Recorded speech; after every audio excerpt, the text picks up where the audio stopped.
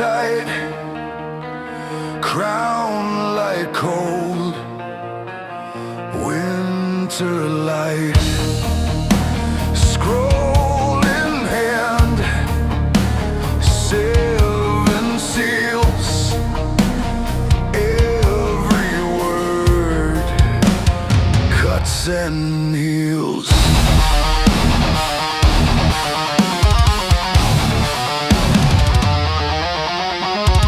Red horse screams, hooves like drums, sword raised high, kingdoms come, peace unstitched by a single roar. I hear thunder at my door, wars and rumors of wars, spoken like a curse in the dark. Every headline, every scar is another cracked heart in the ark. Wars and rumors of wars, hey, echo from the prophets and seers. When the Lamb breaks the seal, all the old world shakes with our fears. Black horse ways, bread and bone, steel stilled hard, iron stone. Measure grain by a dying sun, silver short for everyone. Pale horse waits, eyes like ash, graves awake, tombs unlatch. Hades hangs on a trailing chain, every pulse spells your name. Wars and rumors of wars, spoken like a curse in the dark. Every headline, every scar's another cracked heart in the ark. Wars and rumors of wars, whoa, echo from the prophets and seers. When the Lamb breaks the seal, all the old world shakes with our fears.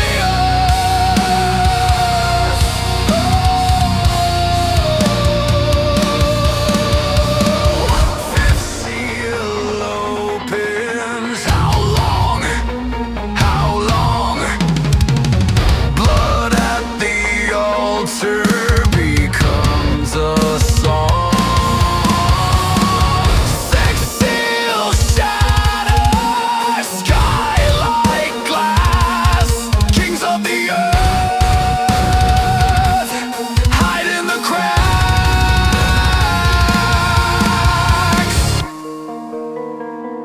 Wars and rumors of wars, spoken like a curse in the dark. Every headline, every scar is another cracked heart in the ark. Wars and rumors of wars, echo from the prophets and seers. When the Lamb breaks the seal, all the old world drowns in its fears.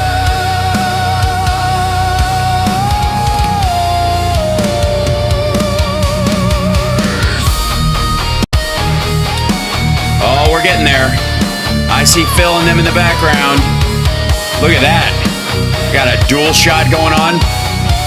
Fancy pants. All right, I'm going to jump straight in here, chat room, because it's going to take me a second to transfer our good friends over. Hit the like, share the show. Let's see, I go to preview mode, and then I throw some switches, and at these, and let's click into there, and I think this should work. This is one of the, I think the only other time I've ever had, a twofer in a single screen was when the China Show guys came on. And that was a travesty. That was in the early days of trying to get them in over the green screen. So this could be a nightmare or the dream combination. Ladies and gentlemen, I'm bringing them on right now. Here's Boston Brian and Phil. Can I hear them though? That's the question. Can you hear us? That's interesting. So they're obviously making noise, and I'm obviously not hearing them. That's the fun part. You know what? You know what it is. It's Brian. No, I'm kidding. You're there. I can hear you now. It's all good. Test. You should be able Yep, to sound hear good. us. Yep, I agree. Okay. Because of the value of the conversation alone. I got to say, this looks like a show. Both the two of you on screen at the same time. And you know, it's the hardest part is looking right at the camera. I have a little separate thing where I move the visual up into the teleprompter for myself that I don't use as a teleprompter, but I use it to basically look you guys in the eyes. And first of all, for those that don't know, of course, you should look up and subscribe to Boston Brian and Phil's channels.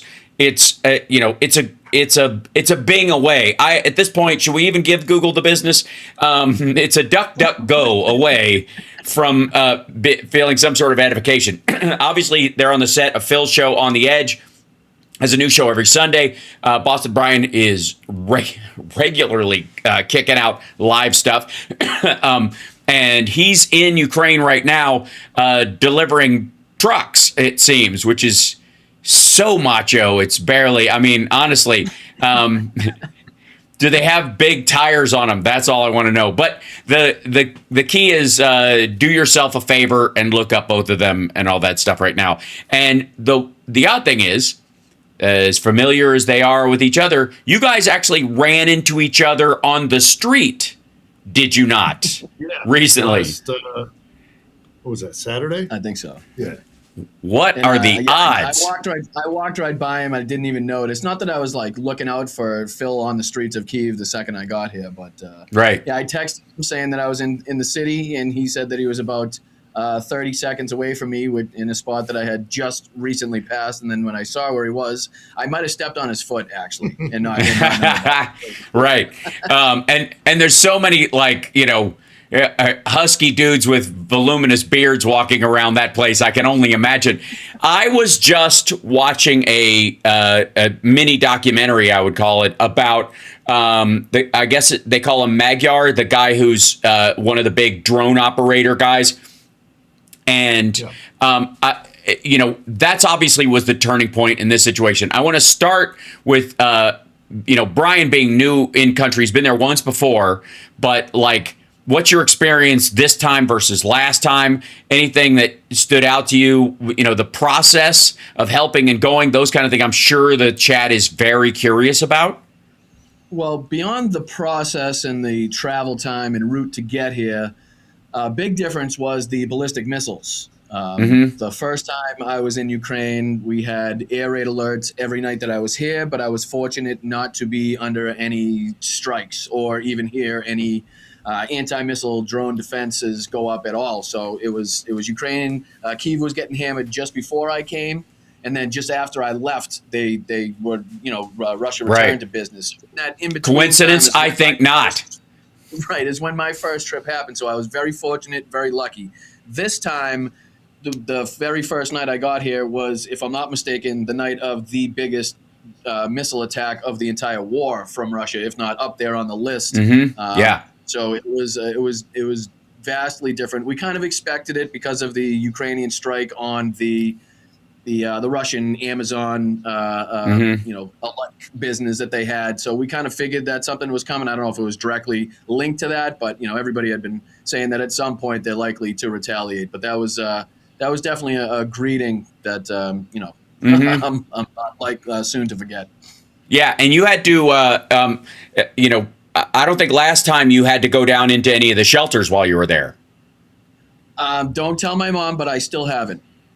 Okay, you naughty boy. So, Phil, do you call Phil and go, Phil, what do we do? Do I listen to Mark Hamill and stay above ground? Yeah, the Mark Hamill thing has gone away, by the way, which is too bad. But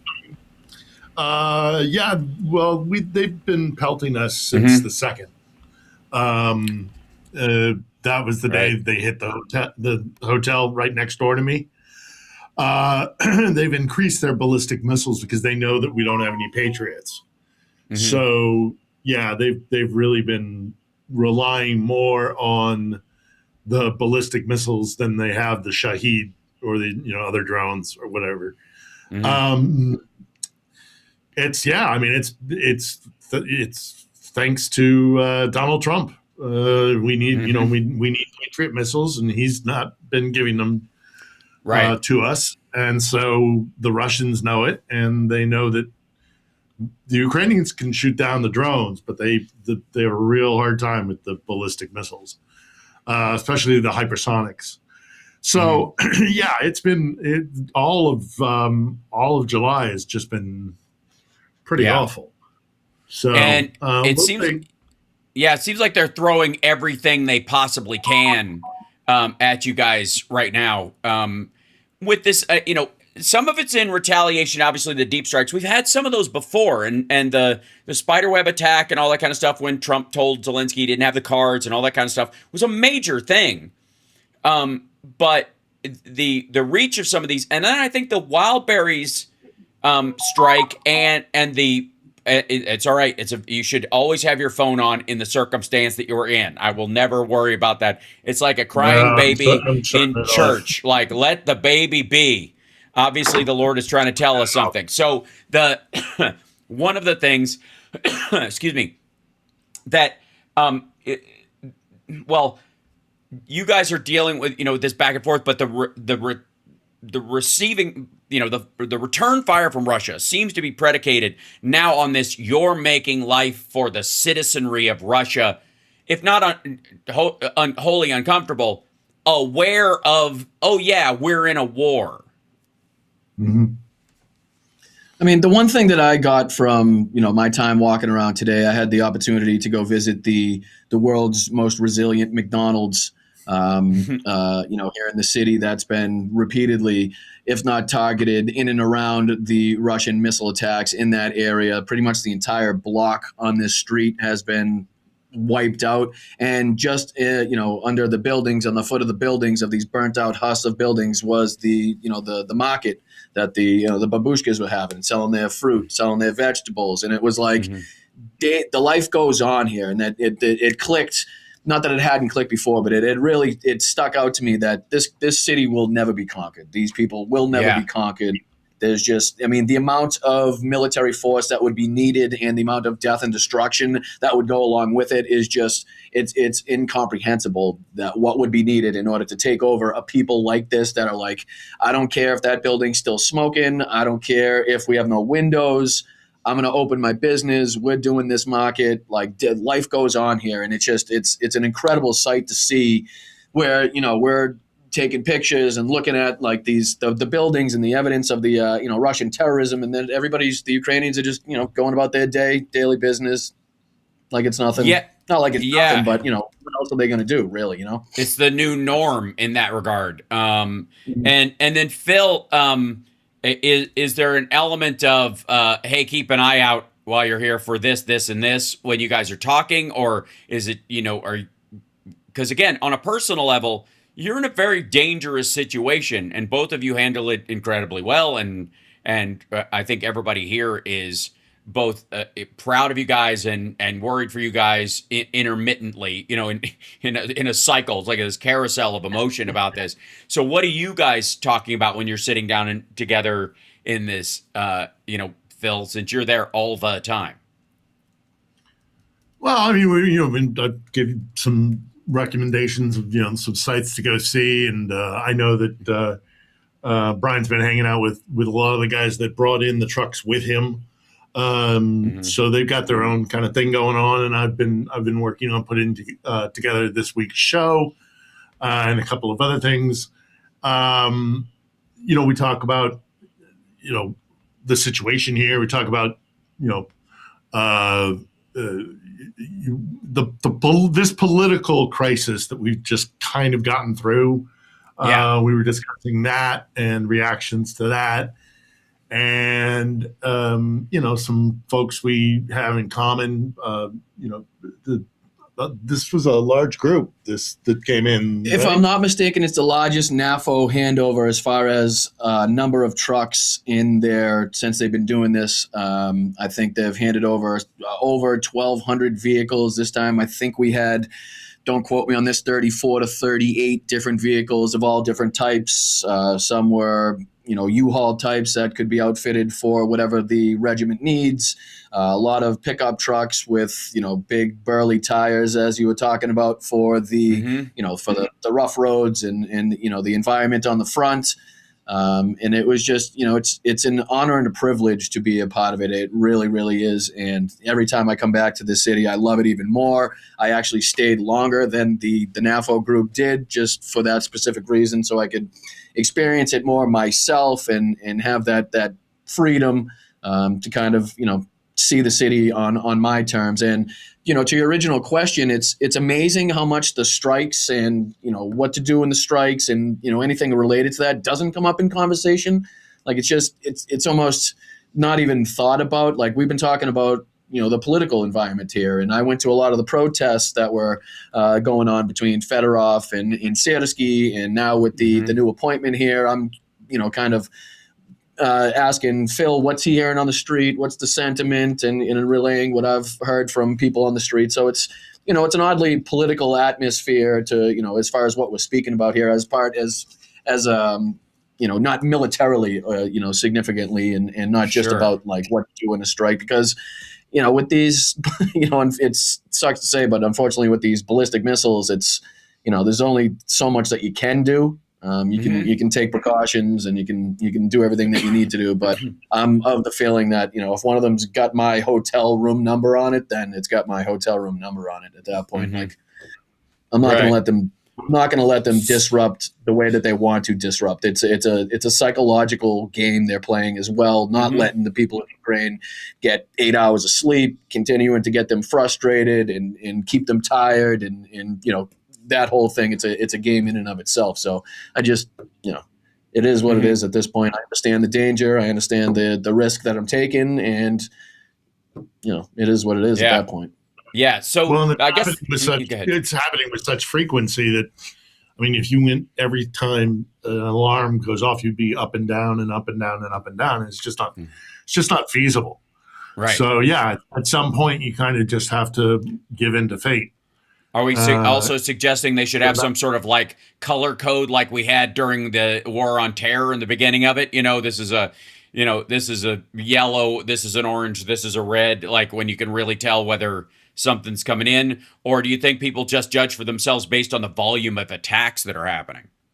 Well, they have the Air Alert app, which is really, really helpful, but there's so many, like there's been, I think don't quote me on this, 2 or 3 today, and without any strikes or anything like that. So it's like that, the boy who cried wolf, there's only so many times, like he said, that you can run down and stop your day, go sit in a shelter for 20, 30 minutes to have nothing happen and then continue doing that. At some point, it's just like, you don't know when, and it's really, there's nothing you can change if you do know when, to tell you the truth. So right. So the first time I was here, the first air raid siren, I looked at what everybody else was doing around me, and I wasn't going to be the only one, sprinting through traffic, and because they were all just blinders on, carrying on with daily life. So, well, so one of the big pieces of news back here that I think is kind of shocking in maggotdom, and is maybe a broken clock moment, maybe an actual turn, was Laura Loomer's flip, which all she had to do was go and see for herself. And she didn't just say, I might have been wrong, or she didn't dance around it. She was like, I feel like such an asshole for minimizing the struggle of Ukrainians. That's a direct quote. She said, while she was there, just experienced my first air raid in Ukraine, sirens blaring. This is every day for every Ukrainian. I feel like such an asshole for minimizing them for the last 5 years. I often said I don't care. Looking back, that wasn't very nice of me to say. There are people in Ukraine who have to run to a bomb shelter every day, and some of us had the audacity to say Russia wasn't wrong because we believe the lie that Ukraine is a country full of Nazi sympathizers. We have been so propagandized by Russia, and we don't even realize it. Like, that's not a tepid flip. That is a massive about face from someone who, again, allegedly bragged about filleting the president on Air Force One during the last campaign. Yeah.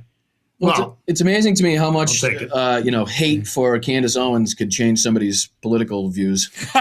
Right. Yeah, maybe it's just that the dividing line is Tucker and Candace, and so anywhere if Tucker and Candace are on that side, the other side must be the good guys. And you very well may be right. It might just be that kind of thing. But she did go and she did experience it and she was there. And, and the whole point, I showed it yesterday on my show, but she did a video where she was talking about somebody on her production team, which the idea that she has a production team for Loomered is amazing. Like it's so weird.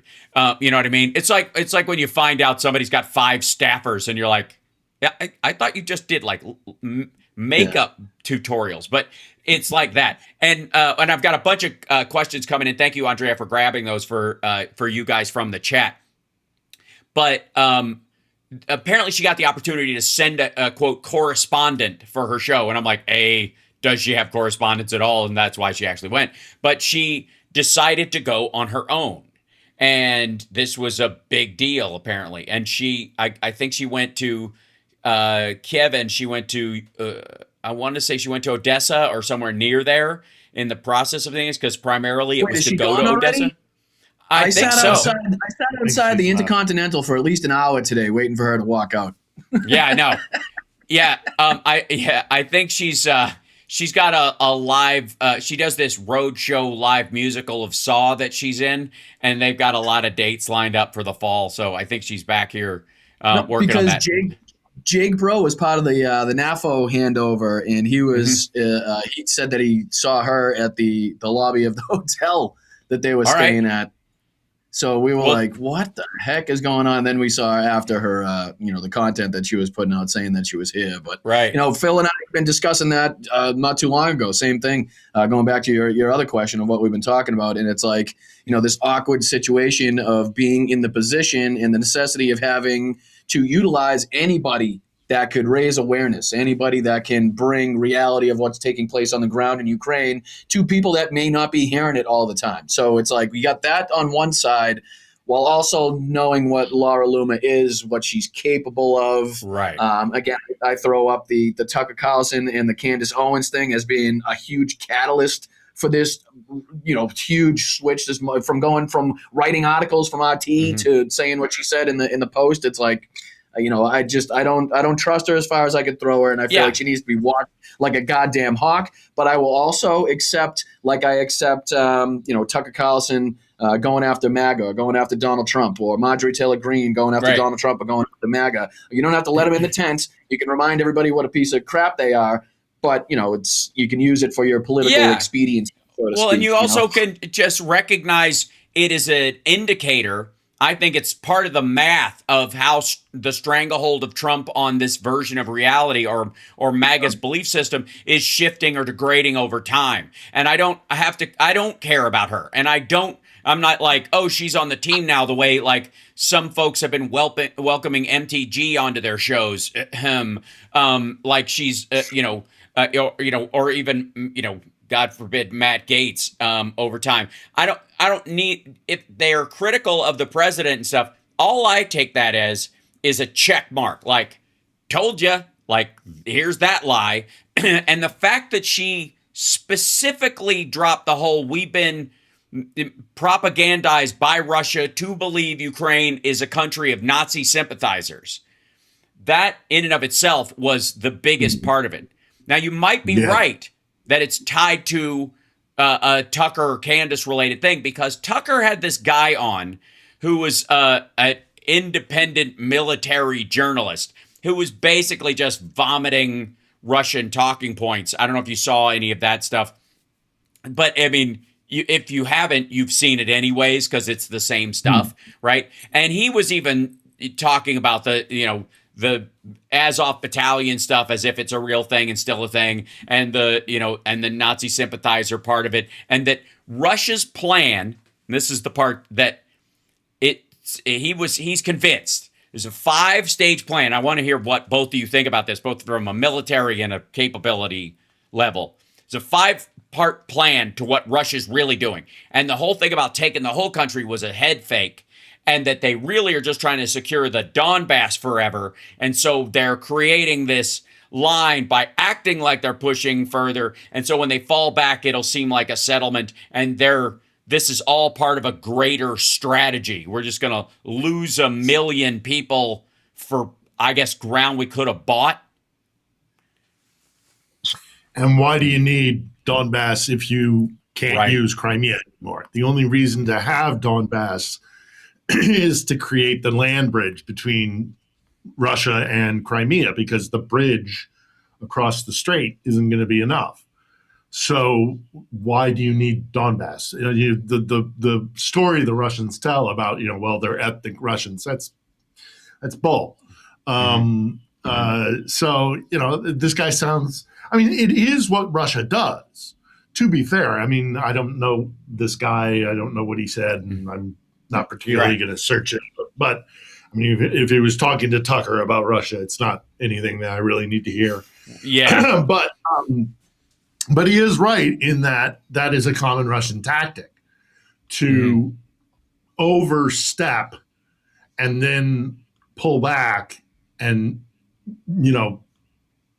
that makes you look like you're being reasonable, when in fact you've invaded another country and stolen God knows how much land and how many people's lives have been destroyed by this. But by overstepping and then pulling back, Russia likes to do that so that they look reasonable.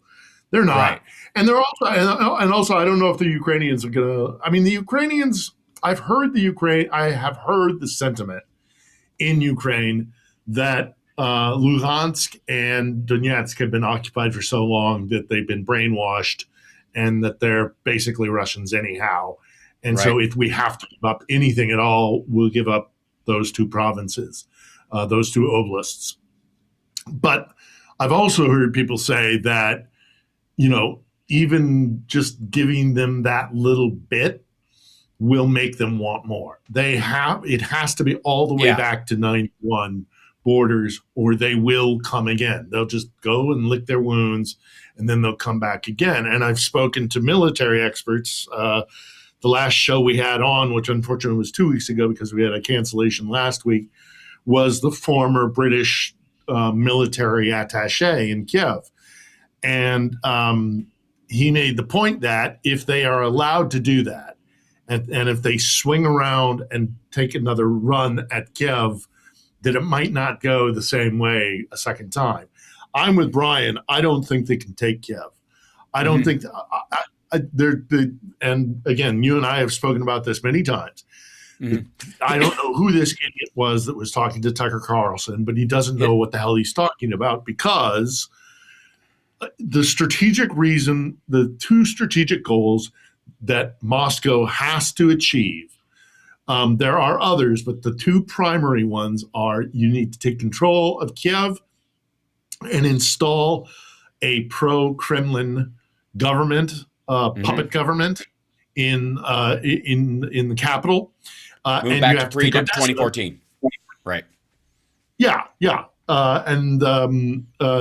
Take Odessa, right? You have to take Odessa to take control of the Black Sea, which is really what they're all about, is a warm water port. And they can't do both of those things. I don't think they could do either, but they certainly can't do both. They'll lose another million. They'll lose another million men if they try to go for both of those. Yeah. And it'll take them another 5 years.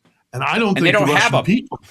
No, and they don't have them either. Right. And they're not going to. The birth rate in Russia is really poor, and they're not going to. Now, if they're able to conquer Ukraine and subdue Ukrainians, and then in another 10 years after, if they effectively brainwash Ukrainians, they'll have another 40 million people that they can draw from there. But that's not going to happen. No, it would take way longer. Like the arc of that is longer. 20 years to start, 40 years to maintain, 60 years to cement. Right? That's a crazy notion, even if you think it's possible. The guy who I looked it up, is Steve Jermy, who is a former Royal Navy commander and is a mill blogger essentially now. And he has a Substack where he talks about this. And he's really, I started watching the beginning of this mainly because it was one of those situations where, and I'll show you guys on the screen right now so you know who I'm talking about, and we'll come back, you guys. This was the title of the video. it's coming. And it was War Update. Military Insider, whatever the hell that means, gives terrifying prediction and reveals how unprepared America truly is. Okay, so obviously a sort of, Chat GPT generated scare tactic, video title. But Alfred from Batman was a mill blogger. Yeah, that's right. Yeah, absolutely. I thought that guy, had he's obviously been on Finasteride or whatever since he appeared in the American Gothic picture. But the key part to it was that I had not. He started jumping on the standard fare stuff, and all Tucker did was nod, which is his job. When they send a Russian talking point guy to him, his job is to either repeat exactly what the guy says, say of course a bunch of times, or nod the whole time, or look concerned because no one is listening to this person who's got a Substack and is on RT and whatever the hell else. And what's crazy is it's not the Russians themselves aren't even saying this shit anymore. No. You know what I mean? They've stopped with the whole denazification. They've stopped with the whole, all the talking points that we heard when this first came. Like you don't even hear it from them anymore. So this guy in the year of our Lord 2026 to still be on there with Tucker Carlson espousing this crap is just like, a sign of who he wants to win to begin with, and his warped view of what reality is right now in this war. Yeah, and Tucker sitting there doing his, dog who's heard a dog whistle. Right. Cocky head tilt. Yeah, and his forehead butt crack. And this is, again, it almost seems, as I was listening to it and watching it, I was even more convinced that, like, he's got a deal where he has to put on, because it was so prepped. It was so mechanical. And it was so like, how do we set up these talking points and how do we pay them off? As opposed to an interview with a blogger who you might have some differences of agreement with, or some distance between your belief systems, whatever. I want to get to some of these questions for you guys. There was a question for Phil from Al Yorkie.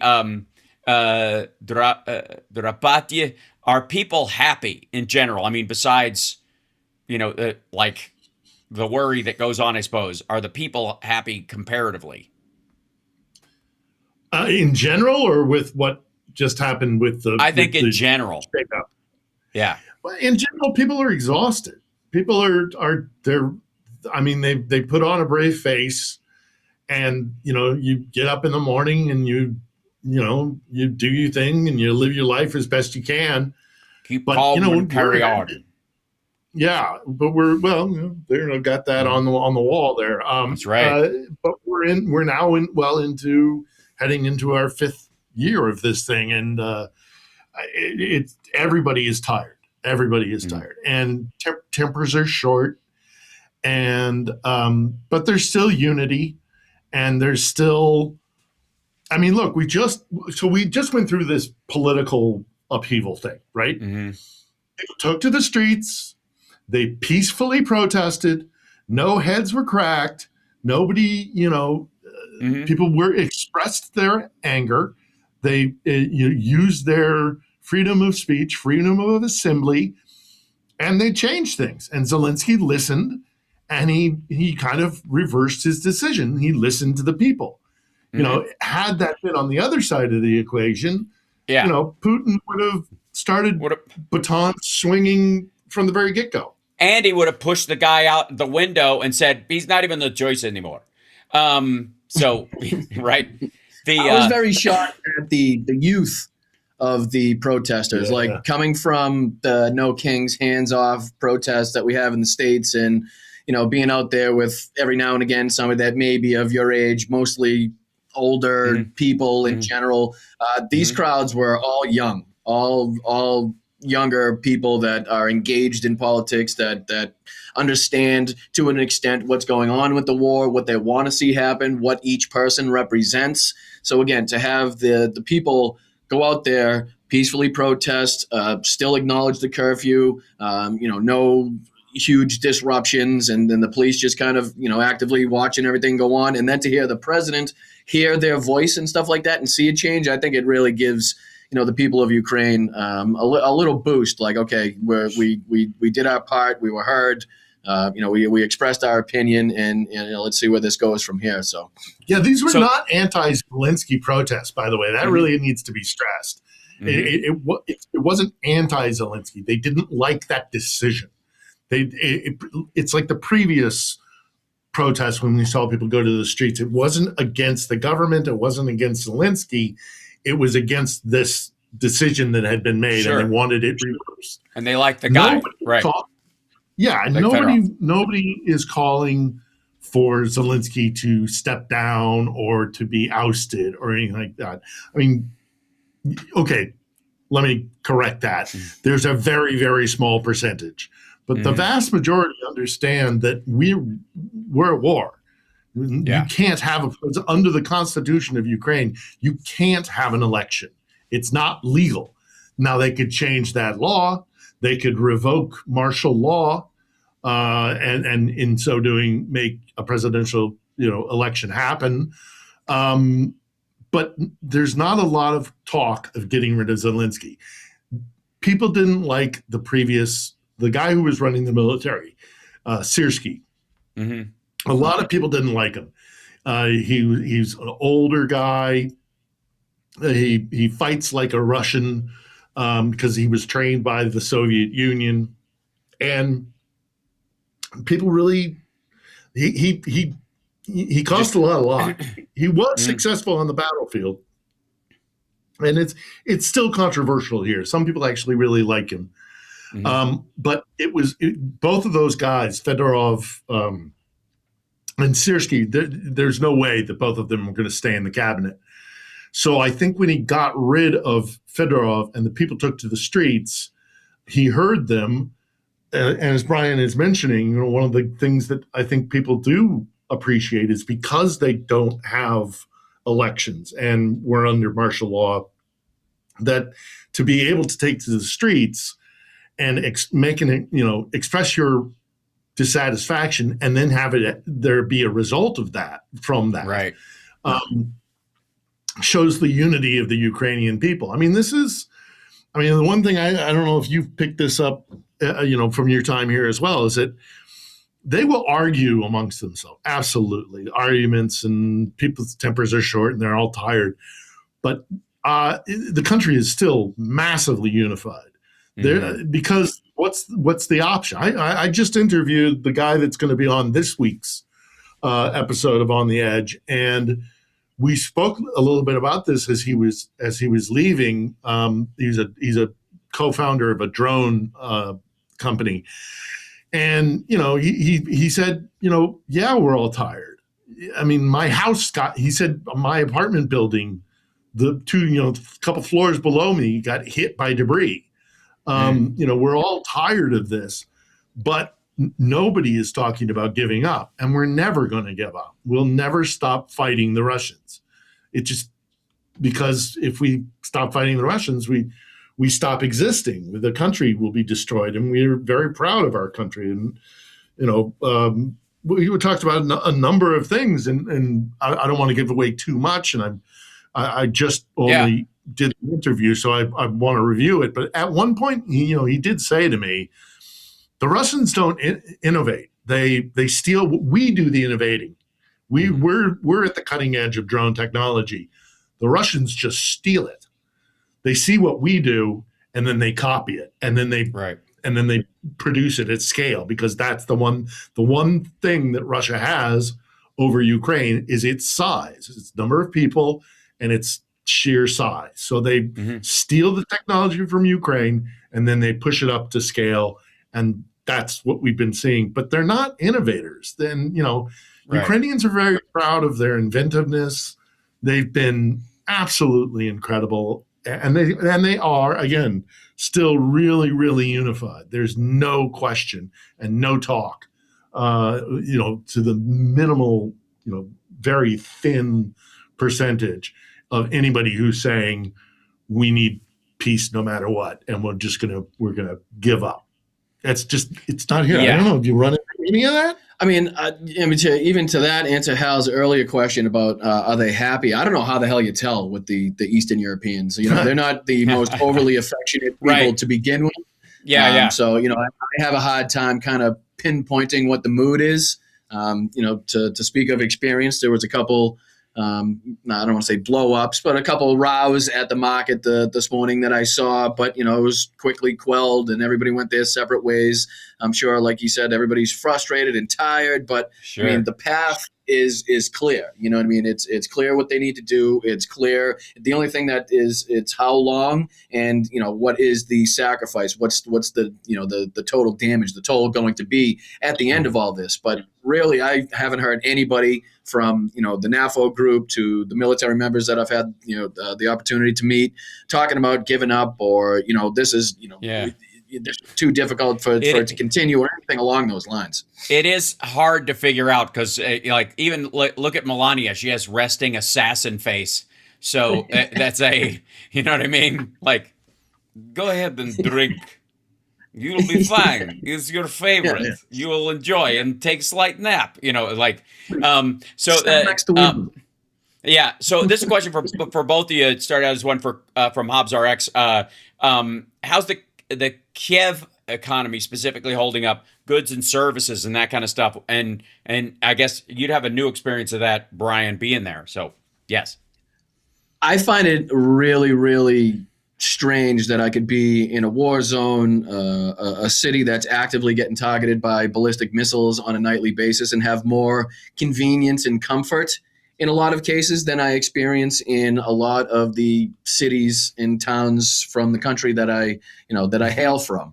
Right. Whether it's the ease of cabs or Bolt or Uber, or restaurants at your fingertips. And I know a lot of the cities in the United States are like this to a certain extent, but the affordability aspect of it as well. Like, it's just, I don't know, there's a lot more, I feel like, at your fingertips here than anywhere else that I've experienced. And it's strange to experience that at the same time. Like you said, you're in an active war zone that is under air raids and a curfew every single night. It's Sure. kind of a wild juxtaposition in a lot of areas as well in this. Like you said, the fatigue that sets in with having to get up, go to work, meet friends and act like your life is normal at the same time where you do have a curfew and you are under air raid threat. It's like that whole duality of life at the same time is also fatiguing. That'll wear on you, trying to kind of put that through your brain, make some logic out of it, make some sense out of it. There's also, I think, to your point earlier about the number of young people at the protests, is that there tends to be the more recent your ability to actually protest, the more aware that the youth will be that they didn't have this and now they do. A lot of times, one of the reasons why there's so many older folks in the United States at protests is because when the really bad governmental responses, Kent State, dogs and fire hoses and all that stuff happened in the 60s, that's their memory of what it was like, and that's why it's important. It anchors it to them as to why it's important. Specifically in our generation and those younger than us, mostly our stuff has been made up with like AIDS Walk or Walking for Breast Cancer, those kind of things, which are not effectively a protest, and we've always had the right to do, and that's our form of more normalized activism. It doesn't mean younger people don't take by and large take it for granted here, but the young people in Ukraine, some of them are old enough to remember at least their parents saying, we couldn't do this, when they were very young, when they were, probably 10 years old. They probably remember when you weren't allowed to do this. And if you did, you got shot in on the Euromaidan, that kind of stuff. So what does Brian think about the local cuisine? Says 56 Nick Rich. I'm gonna out myself here, and Nick knows this. I think he's asking this just to just put me on the spot here. I am not an adventurous eater by any stretch of the imagination. I am not the person that you're going to be asking questions about local cuisine. Stick me next to that McDonald's, and I will just see myself out when I'm done. I want to eat to sustain myself and for energy.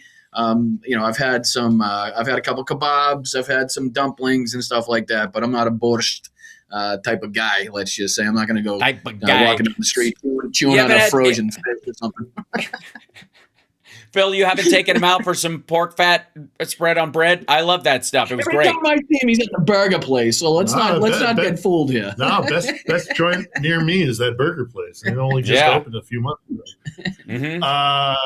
Yeah, I mean, there's stuff I can give some recommendations. But, there you go. The food's good here. The food, it's not a lot of variety, but I had one hell of a pizza the other night.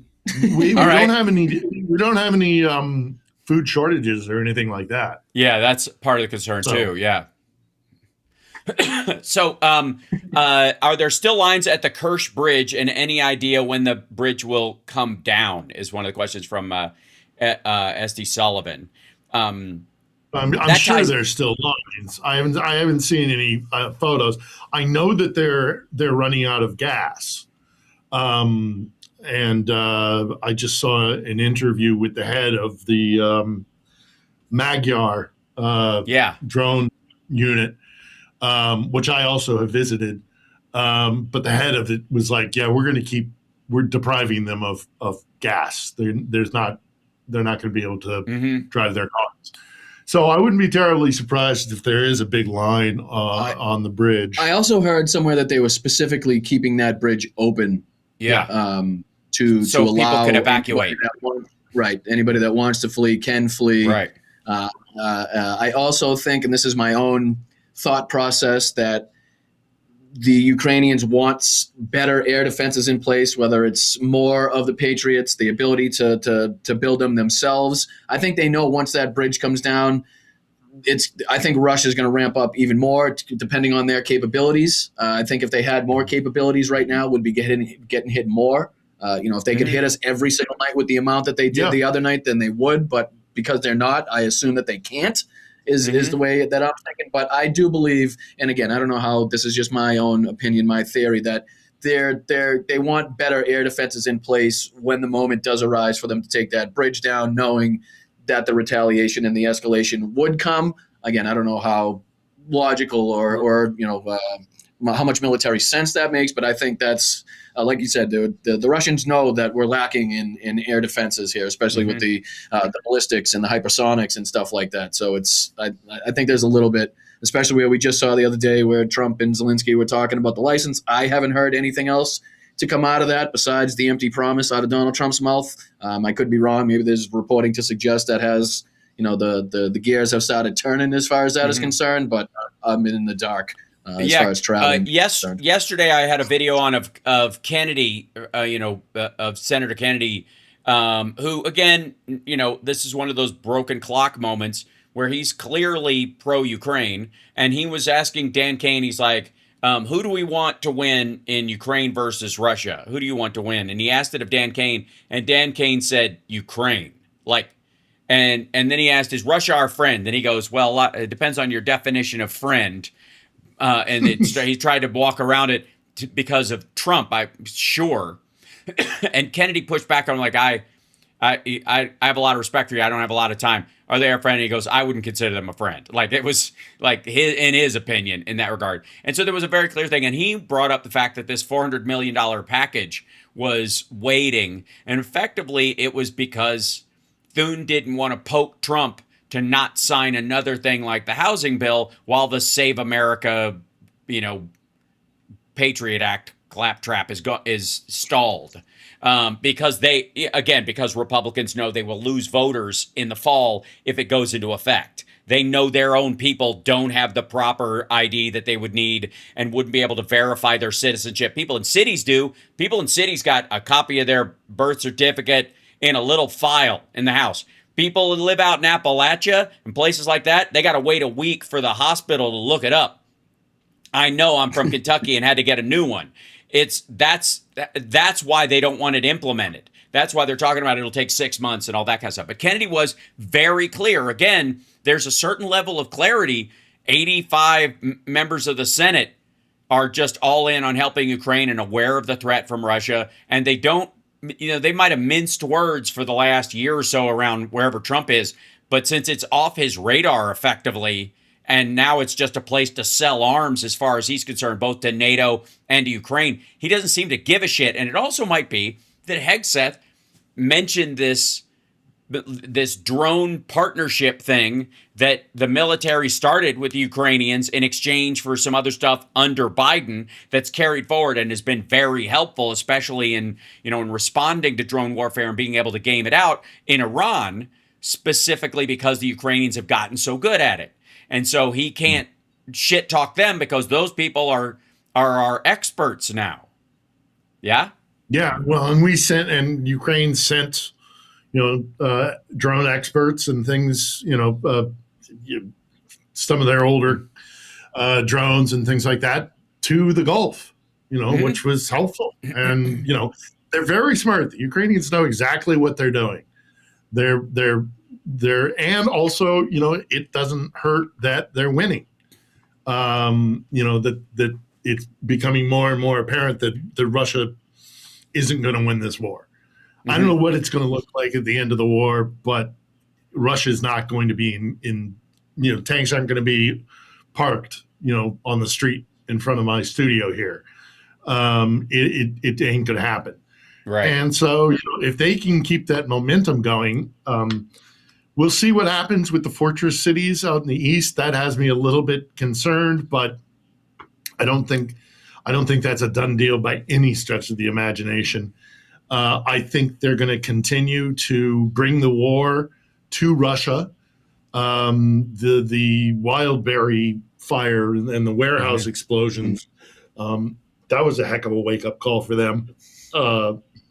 Suddenly you're not going to be able to – and they've gotten used to – as we have.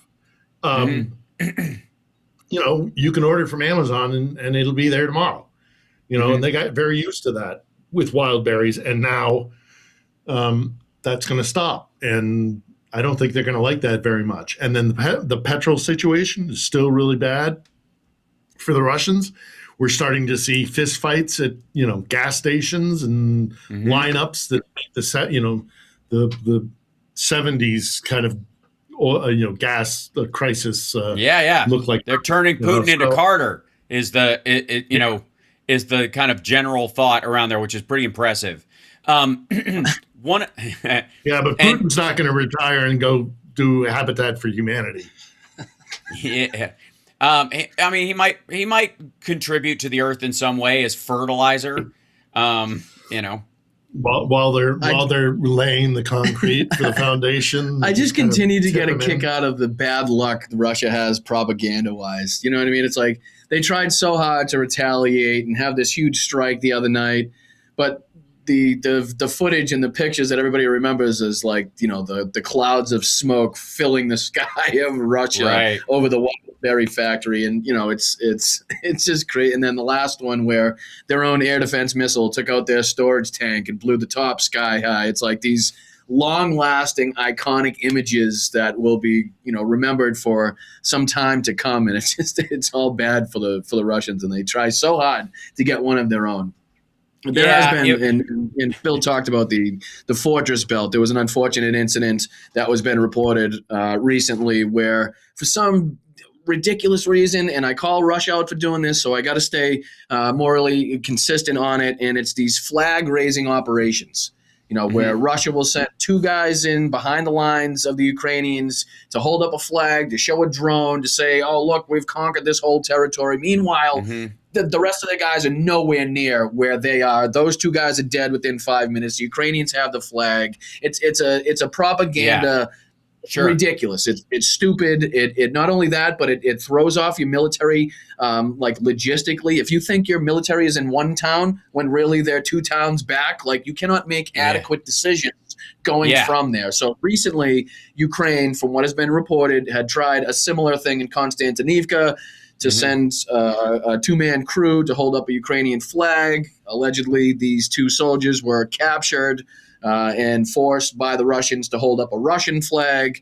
I don't know how confirmed it is, but it looked very much like the same two soldiers. But it's a waste. It's a waste. There's other ways for you to show that they don't hold that territory, or that you hold more territory than they say that you do, without risking these like, again, I find it ridiculous. So I want to stay consistent on calling both sides out for that at least. Yeah. As a strategy, I mean, there's a question about how much it actually works.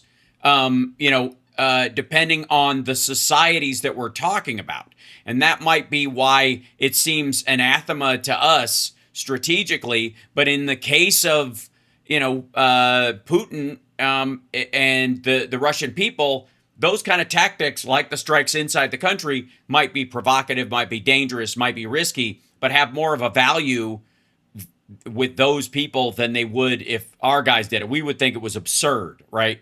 But even the getting inside that area and being a thorn in their side is enough to, consider it a win of some sort. And that, that's where you don't really get a picture that balances with how we would fight war. And we're not in that one too. So you're taking what small victories you can get would be the other. And if that's how they were using that situation, I 100% agree with you. But if they were like, look, we got a 2-man team behind the lines. Like, we don't have control over this situation, but look, we have the ability to get here if we want to. Then that's one thing. But what they do is they utilize that. They get the the geography of the place. They get a picture in a spot, and then immediately, not deep state. What's the Syriac? The Syriac map will immediately change the territory to, occupied by Russia, depending on where they took that picture. And it's just not the case. And it just, and like I said, it screws them up militarily, which we've seen from a lot of their mill bloggers calling out,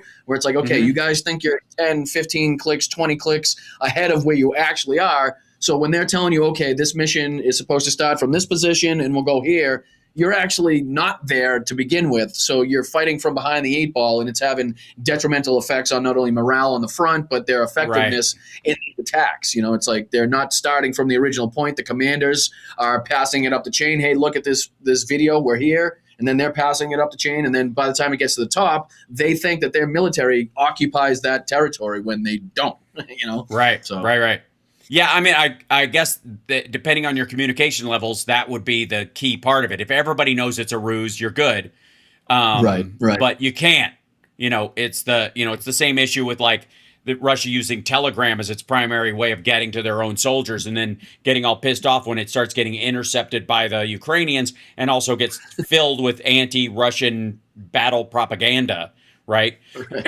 This was. Let me see if I can show you guys this real quick, and hopefully it will work and you'll be able to hear it. I think so. This guy right here, there we go, this is Kennedy saying this stuff. Kennedy. And hopefully we can, do we hear her? Nope. Thank. That audio is not coming through because it's being a big jerk. I know why. Okay, sorry. There you go. You guys could hear it though, yes? Or is that going through? Did you hear Susan Collins speaking just then? Madam Chair, thank you all for being here today. There you go. General, in the war between Russia and Ukraine, who do we want to win? Sir, I want Ukraine to win. Is Russia America's friend? I'm sorry, sir, I couldn't quite hear your Is question. Russia America's friend? I think that depends on your definition of friend. I think it's a complicated crap. relationship. Wait, did I lose them? Did they drop out for a second? Did I offend both of them by putting them in an extra screen? What happened? I've got to go back to my original screen. Hopefully they will return. Gentlemen. Brian's going to be upset about this. Phil's just going to be like, shit happens,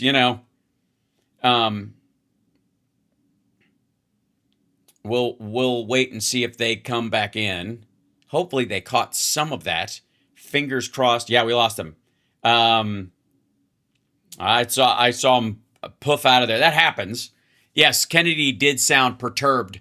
I will play for you guys while we're waiting some of this. Let's see, is this the primary part where this dickhead point we're at right now? Oh shit! That's loud. It seems more dangerous in the West war against Russia than it has been ever.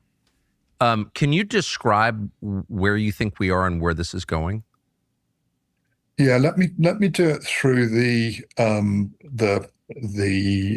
tool, Tucker, of the article I wrote on the coming war with Russia. And the reason I wrote it was I'm hearing a lot of people here saying we're getting. This is the part that stood out to me. This Steve Jeremy was independent strategic journalist, and I presume these are tanned testicles he's got hanging. His chestnuts roasting over a cow of some sort. We're good. Okay. Hopefully they'll be able to rejoin. We're working on it. That's the nature of this, man. They're in a war zone, and the internet and all that kind of stuff it's a gift. If anything can make sure we don't take this for granted, it's moments like this. So, but yeah, Steve Jeremy, independent strategic journalist. Boy, is that an interesting way of saying propagandist. I'm a strategic journalist. I only report on things that will strategically be advantageous to the side I am writing for. Holy shit, dude. He, by the way, says that there was a done deal to end the fighting in Ukraine in the first year of the war, and the Biden administration, had agreed. Oh, there they are. Excellent. So they've come back. Let me jump back into here, and hopefully I will, because I made this whole new window and I was very proud of myself. Bring them back in, and there we go. I say it's Russian gremlins.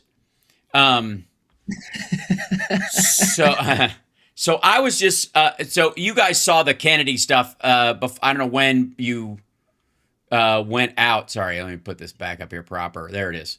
So just in case you didn't hear it, this was the end of that question. Getting ready for war with Russia will be. Oh, hold on. This one. Russia, America's friend. I think that depends on your definition of friend. I think it's a complicated relationship. But no, I don't think there are friends. There you go. That was interesting to me that Kane volunteered that after he did the political answer, almost like knowing that somebody will clip that part, send it to Trump, and shut him up. And then, no. I mean, to be honest. I don't think there's ever been a time where it should be less complicated.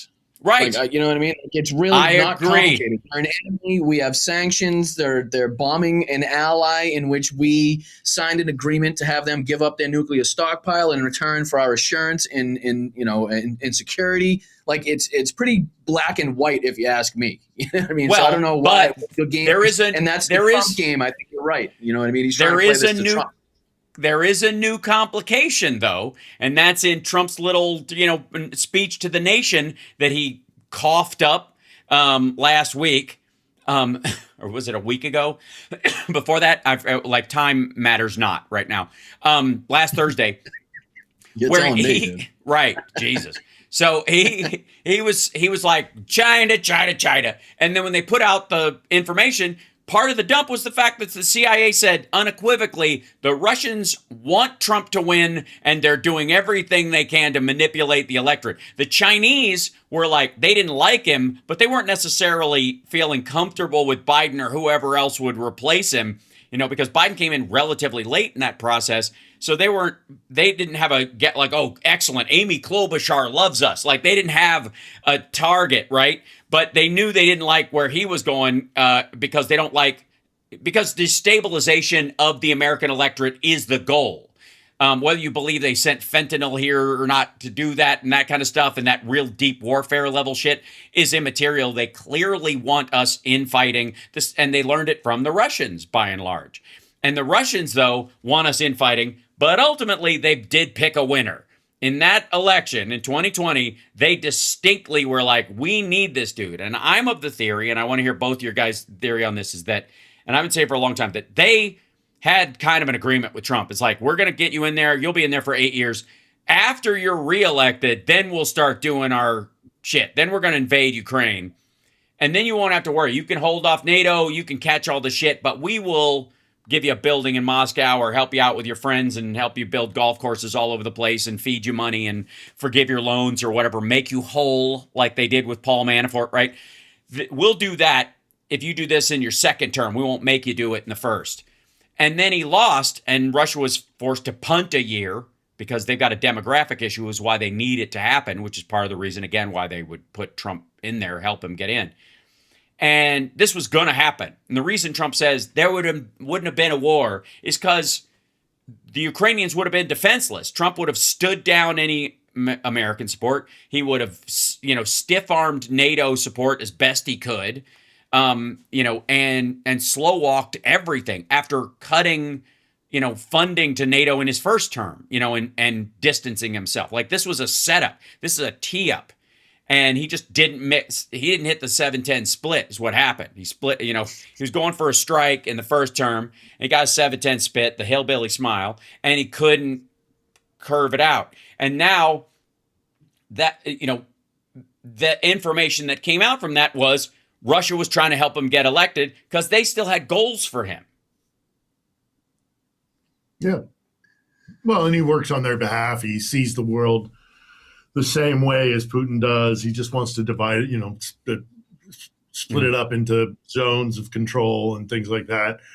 But it also see, this is the other thing that bothers me about that is that it reveals such an ignorance of, shocker, Trump is ignorant.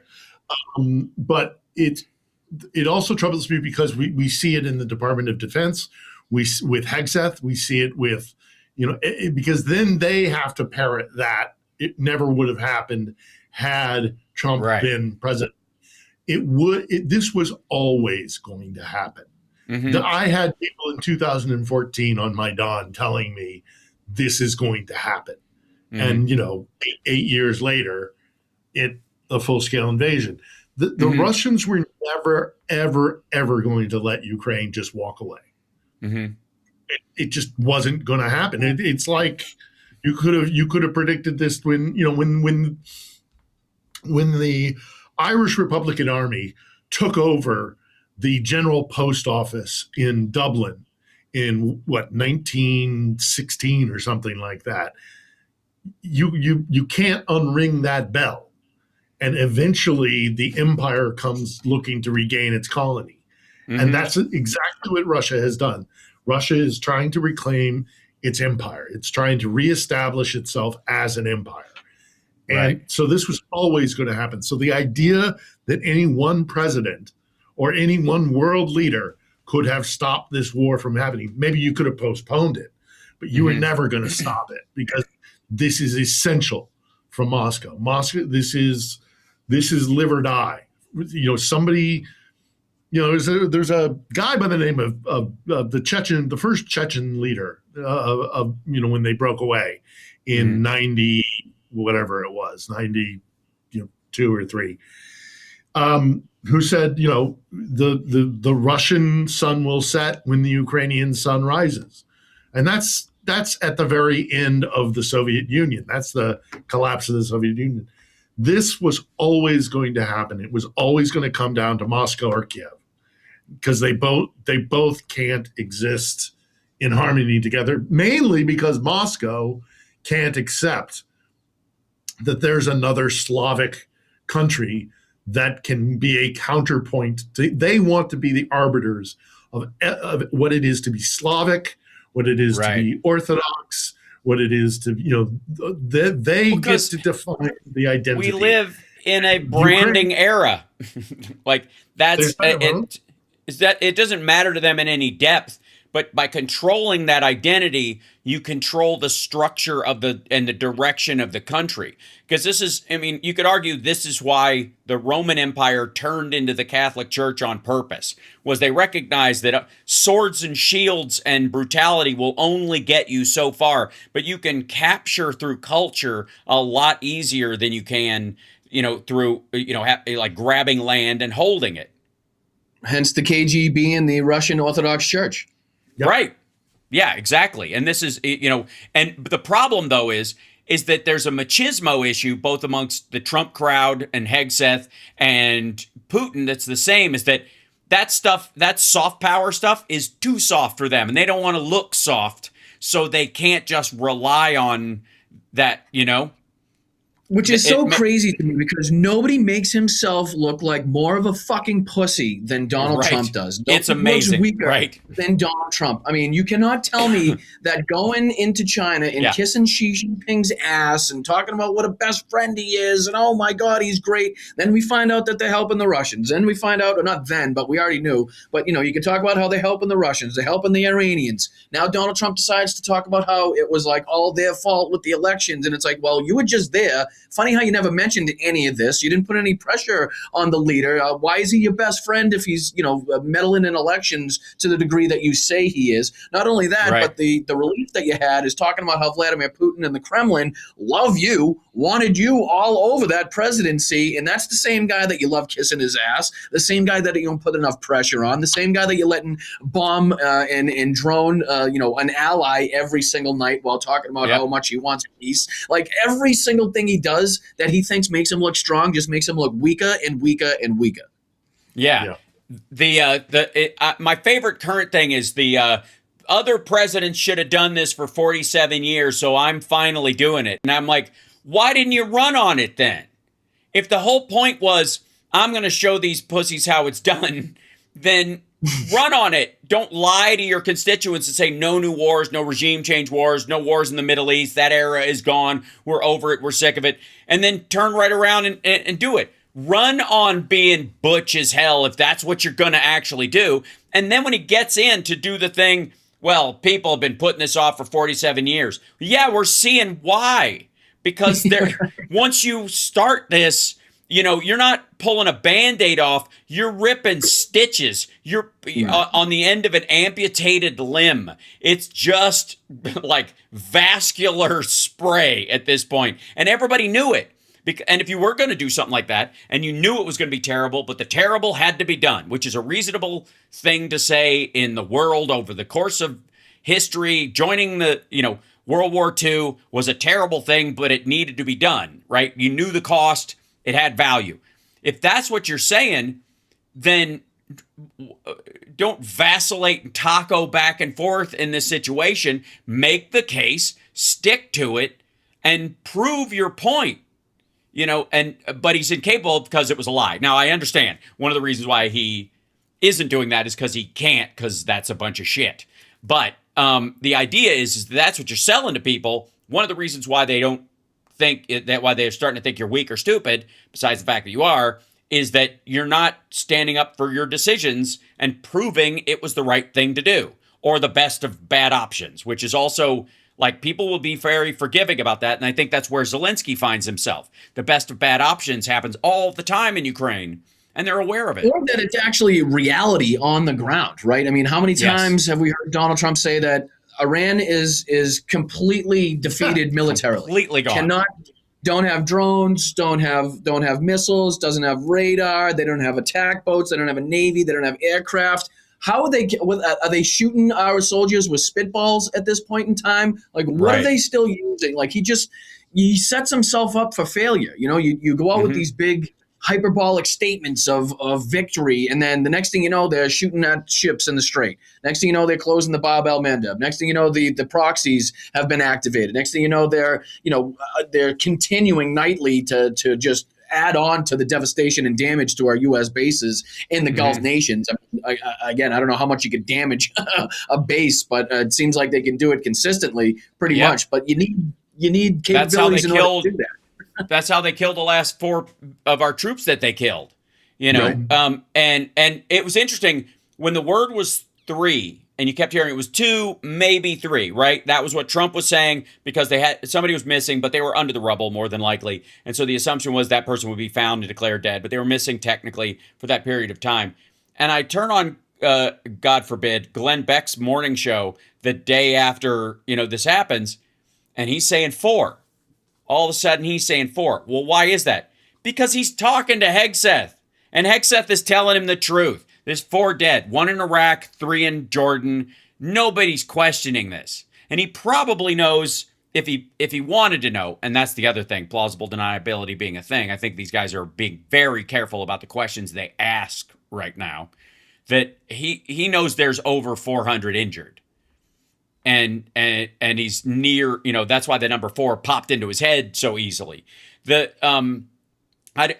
don't want to I'm glad you guys could be on, and keeping you for 90 minutes I think is a rock solid period of time, and let you guys get back to running down to the basement and having a slice of pizza and coming back up and going to the burger place and then coming back up and then watching breakout fights at the babushka market.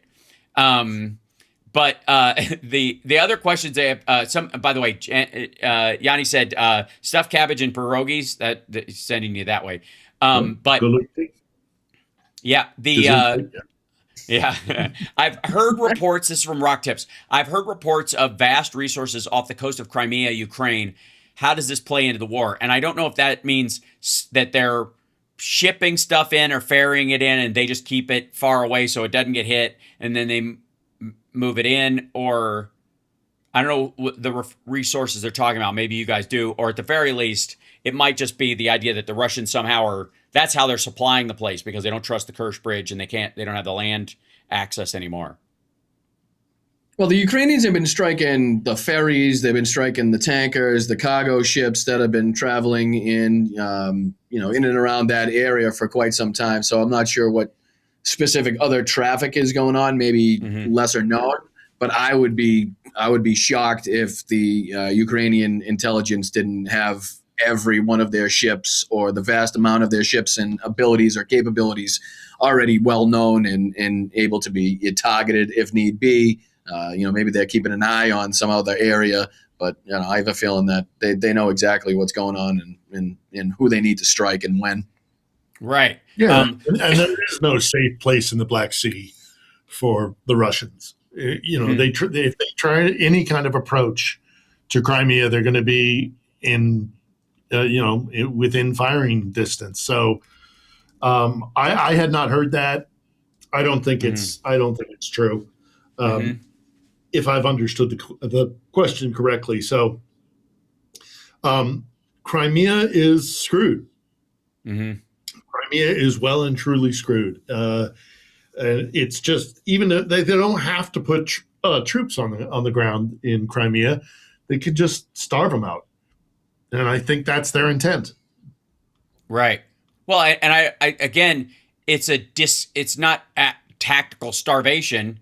It's literally just a limiting of supplies and making life miserable for people who are occupying your land, which is a very curious thing. I was, I got into a big discussion with somebody the other day about why squatters' rights are a thing, and how initially they were very loose. Like, there weren't a lot of rules on squatters' rights, especially in New York and other places where, like, if somebody was just gone and you showed up and they came back and you'd been there for 3 days, it would take them months to get you out, right?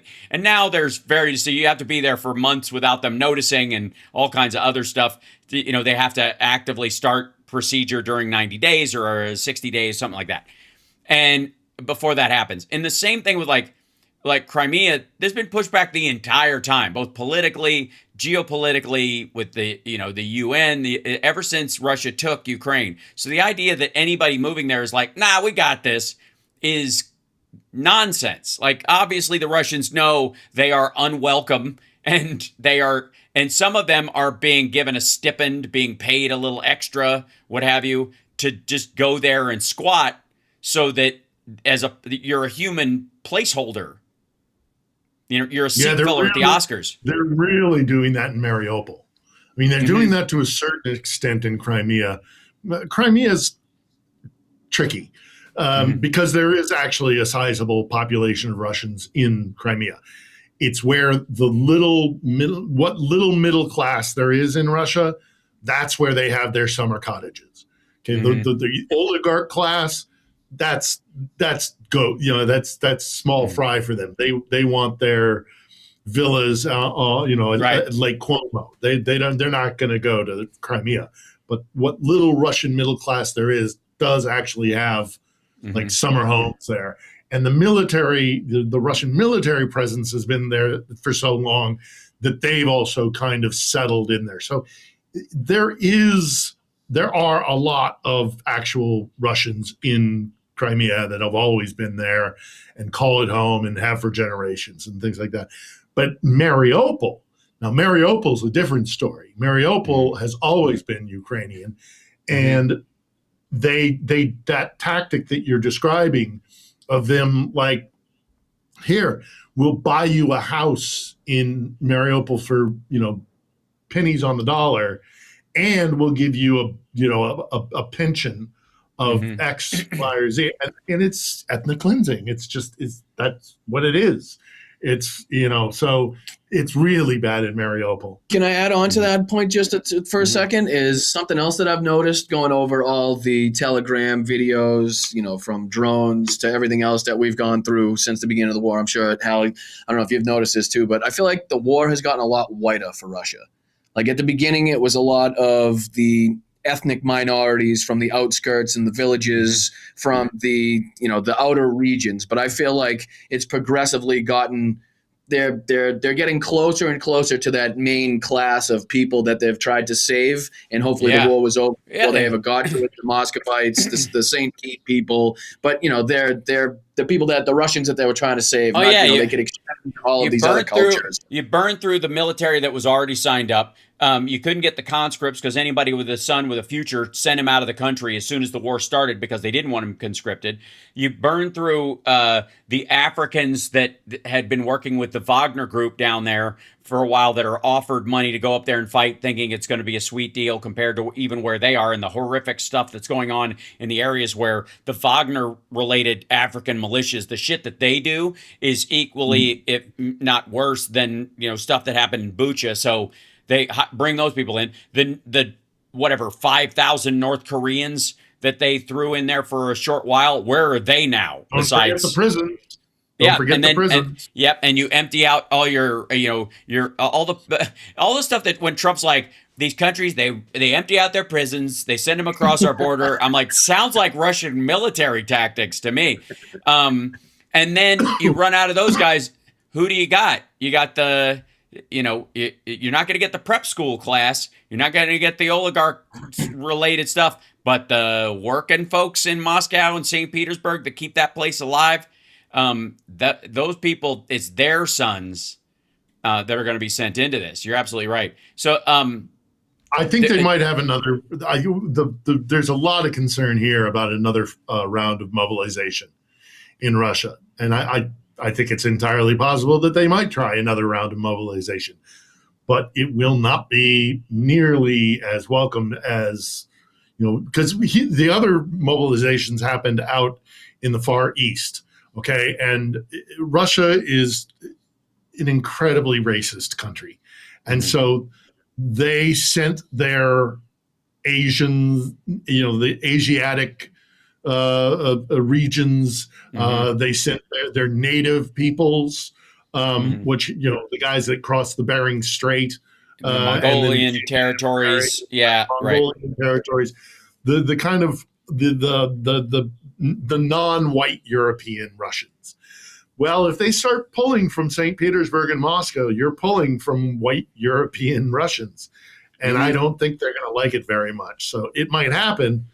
But they're not going to, and then also, what good will that do? Because all the Russians will do is send them through a 10-day training course, shove a AK in their hand, and go, point them in that direction. Right, with 4 bullets and 1 in their pocket. I think it's a whole different can of worms for Putin, pressure-wise as well, like you're talking about, the people that will be there speaking up and then noticing that their sons and daughters aren't coming home, aren't going to be the Asiatics out on the eastern parts of the country. It's going to be the people that, in some way, shape, or form has some sort of status. If you live in Moscow, if you live in St. Pete, you've already got a little bit of status. I'm sure it's not, on a general basis, but, typically like in North Korea cities, you almost have to be invited to live in the better, what they call the better North Korean cities or the capital there. I think, you got to consider yourself somewhat privileged if you live in Russia and you live in one of the bigger cities, Volgograd, St. Pete's, Moscow. You're already automatically doing better than people just not too far outside of those cities. Sure. I have a couple of questions, but one that popped up, and the next one is, I think, kind of the biggest current question about all of, Americans' involvement in this anyways, is in China, you have to have a city pass to move from the sticks into Beijing. Like oftentimes you have to work for free to get a Beijing pass, and then you'll get an apartment where you can move your family into it. But when I was there the very first time, they were fixing roads, and you'd see these guys sleeping on slats, like cardboard slats on the side of the road nonstop. And they weren't homeless. These guys were working on the road. They would just get up, work a little while, sleep at night, get up and work, or they'd work at night if it was hot, and then they would sleep during the day with an umbrella over them. But they stayed right there. They would just, and you could see them move as the road moved, as the repairs happened or whatever. But you had to do that for 2 years just to be able to live in the city yourself. And then you had to be there for another 2 years before you could bring your family. Is there a similar situation in Russia, or is it just expense? Is it just rich, have and have not, and rich and working? They have a domestic passport and an international passport. And the domestic passport, I don't think they have a program similar to that in Moscow, but they do control the movement of their population through these domestic internal passports. And so if they don't want you going to Moscow, you don't go to Moscow. Gotcha. So Tana Papan asked the question that I was going to finish up with you guys on, which is, why is Kash Patel going to meet with the KGB in Moscow in October? I have to say the same reason why multiple people in this administration have chosen to frequent Moscow 7, 8, 9, 10 times without stepping foot on Ukrainian soil, speaking to Ukrainian people, getting the realities of what it's like on the ground here instead of speaking out of their ass and thinking that they know everything that's taking place here. Witkoff, I mean, the list is endless at how many people are dying to get to Russia to shake Vladimir Putin's hand or to get a picture taken with this person or that person. Meanwhile, they seem to be, I get the politician part. Avoid Ukraine. I agree with you on the politician part and on, elected politicians who might feel like that's part of, their version of MAGA or whatever, or the negotiating team or what have you, because it might be that there might be a legit, as stupid as I might think. Again, just because it's stupid doesn't mean it's not the plan. But there might be a legit tactical thing with Witkoff and Kushner not meeting with the Ukrainians in public in Ukraine when they meet with Putin directly in front of him, because that's the only way they think they can make progress with this asshole. And if they show up in there in equal parts, it won't look like, he'll get paranoid or psycho or whatever. Just won't feel like, he can trust them anymore, or they're not on his side of it, whatever, or that Trump's slipping from his grasp, whatever you want to think. But this is the head of the FBI, who has a tendency to go overseas and get drunk, who also has, again, allegedly a girlfriend in Tennessee and an older gentleman that he shares a home with here in Las Vegas. That maybe he knows a good Russian eye surgeon. Right, they're going to line him back up. You think they're just going to put him in the right direction? I think that's more of a muscular skeletal expert that they'd have to do. It's a realignment thing. Here, look, pencil. I move pencil. What are you doing? Why are they? I'm not holding two pencils, asshole. Do you know how long is this trip been scheduled? How long has this trip been scheduled? As far as I know, it just came up in the last week. Would this have anything to do with what you mentioned earlier, as far as the information release of Russia? Obviously, I feel like we already knew this, but the stuff that the Trump administration had just let fly, as far as the Kremlin definitely being behind Trump and stuff like that, maybe how to handle it. I don't know.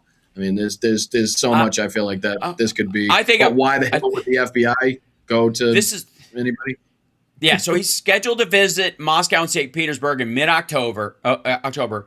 The FSB is hosting him, and it's not clear whether he's going to meet with Putin or anybody at that level. I don't see that happening. There's no way Putin is, that they're going to plan that ahead of time. They might drop it and come in there to look like, look at this. We Epstein files, and here comes Kash Patel to beg us not to release our stuff, right? That might be their bell that they're ringing, but it's hard to tell. But and they've decimated their Russia experts within the FBI. I mean, the mass firings within the FBI, specifically of FBI Russia experts. So, we don't, there was a time when we would hunt down, the FBI would hunt down Russian spies, and we don't have any experts in that field in the FBI, hardly any, because they've all been broomed out because the Trump administration doesn't want the truth about what Russia's been up to. So the legit reasons that I'm hearing for him going are the standard work of the FBI and the FSB and that kind of stuff, is just like a legit terror warning, security warning of an intelligence level. Okay.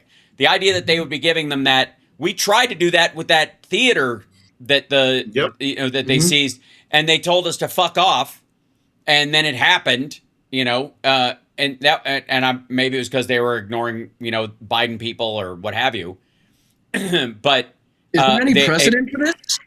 I mean, I could see if it was like a security conference, some huge thing, conglomerate of people from around the world sending their security experts. But is there any precedent for the head of the FBI? I mean, I'm not hugely old, but I'm sure it's happened in the past.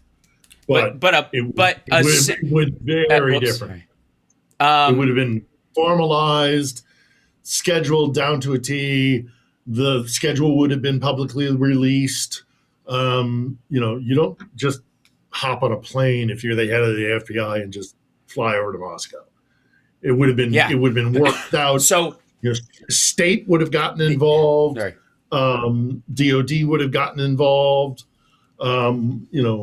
It just Well, if it did happen in the past, it would have been taken far more seriously. Yeah, Louis Freeh. Yeah, Louis Freeh went both times. The first time he went, and this is the only other times, there are only two people who have done this before, him and Robert Mueller.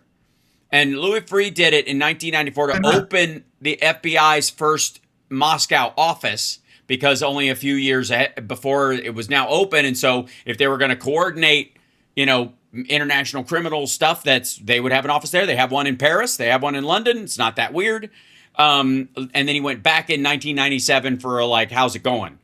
And then it wasn't until 2013 that Mueller visited and met with Russian security officials as a part of a security cooperation discussion that was right after the Boston Marathon bombing, because we had a similar issue as theirs in theory from the Chechen rebels and stuff like that. Many like the sympathizers that took that theater and killed a bunch of people, just recently.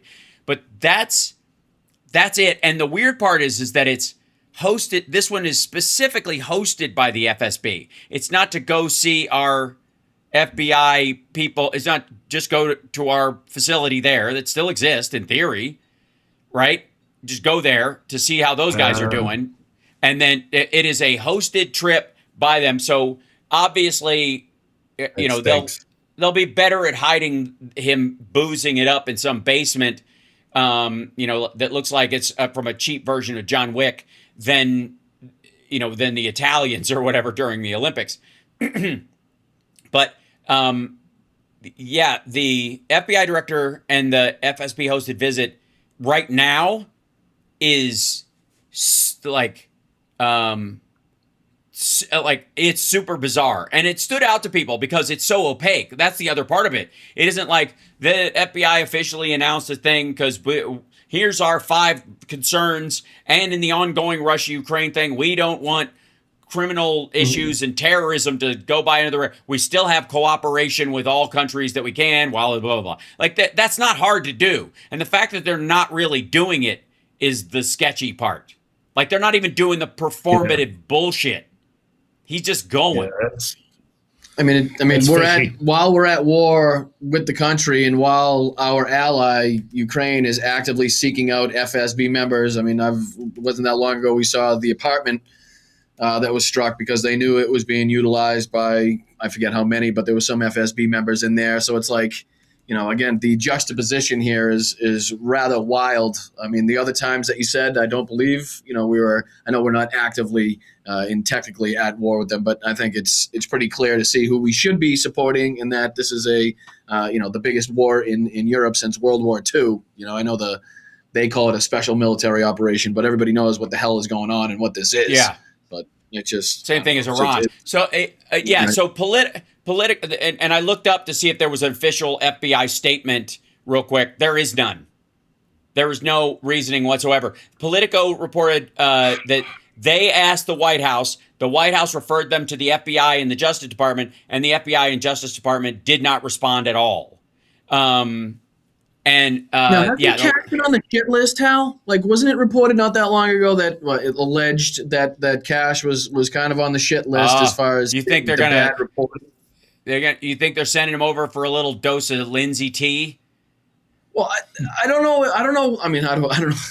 I wouldn't go that far as what I'm saying, but I wouldn't put it past them. But just giving them the shit assignments, I guess. I don't know. Just putting it like the shit they were putting on J.D. Vance. It's weird. I don't know. I'm trying to rack my brain to figure out any option or why this is something that could be going on, because it is just that odd, and it's very easy for them to come up with an excuse or to make it seem like it's an official type of bullshit. Hey, we want to make sure that the spread of military weapons after this conflict doesn't lead into arms sales into whatever the hell that they could say, to make it seem like it has some air of legitimacy. But they're not even going that far. It's just we're going to meet the FSB. We'll tell you what the fuck we talk about, maybe.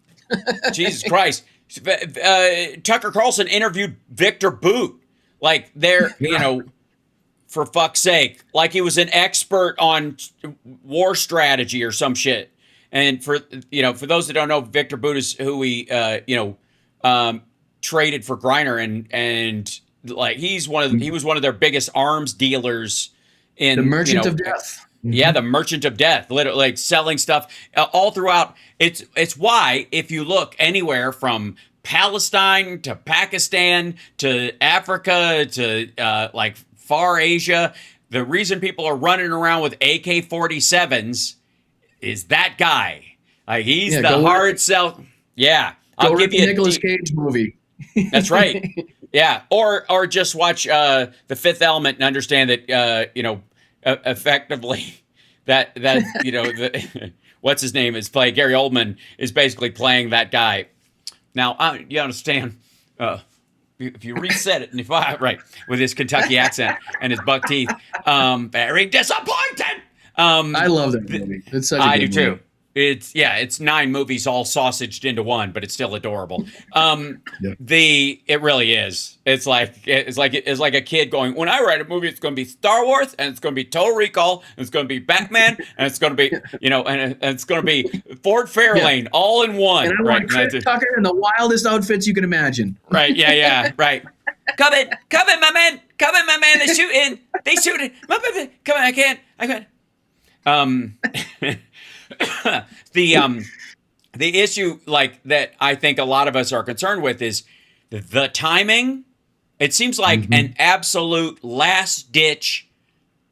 This is the phone call right before the midterms. If I could end the Ukraine-Russia war, if I could get Russia to stop or say they're going to stop. And again, the timing, October was supposed to be the timing for the Ukrainian announcement of an investigation into Joe Biden last time. So the idea was he sent over Rudy Giuliani. Remember, it was a perfect phone call. Why was it a perfect phone call? Because I didn't say any of the shit it could incriminate me. I said it exactly so they understood. And then Rudy went over and told them, when there was nobody around, like in a mafia setting, nobody's wearing a wire, right? We're going to hold back your arms if you don't do this. That's what that was. And the timing was October. The goal was, if people have a chance to look at this, whatever the fuck comes out, they're going to know it was bullshit. But if it happens close enough to the election where people are like, what? And they vote like that, then there's a chance they might bully. He stopped the war. Like, look at Glenn Beck or any of these assholes, and the last 9 times they've said this about Ukraine. or I mean, about Iran rather. Think about how many times that they've, like, high five, he's the peace president is back, right? Or after the 12-day war last year, like all the people like, I don't like it, I don't like it, I don't like it, I don't like it. He won, we like it. Like it was pitiful. Benny Johnson must have at least 35 videos with the thumbnail title, "It's over." Oh yeah. Peace Or prize. is it? Eye out for the end. Hold on. Or is it? Keep an eye out for the end times. Right. Just always remember that. But I'm gonna let you guys go. I'm gonna because you've been having you on together was terrific, and I've got to ditch out at the top of the hour exactly, at the bottom of the hour exactly, so that I could go run off an issue at the pass. So all the family juggling, all just the plate spinning and the stuff all at once. It's a good time. And at the very least, thank you both for coming on together. This is really awesome and a very special experience, like for me and the viewers and everybody. And I want to remind everybody subscribe to Boston Brian and Philip Ittner's YouTube channels, spelled just like that. And give a thumbs up. We'll probably do like a collaboration before you leave. To get Brian's final thoughts, and we'll put it on both of our channels. Great. Absolutely. Yeah.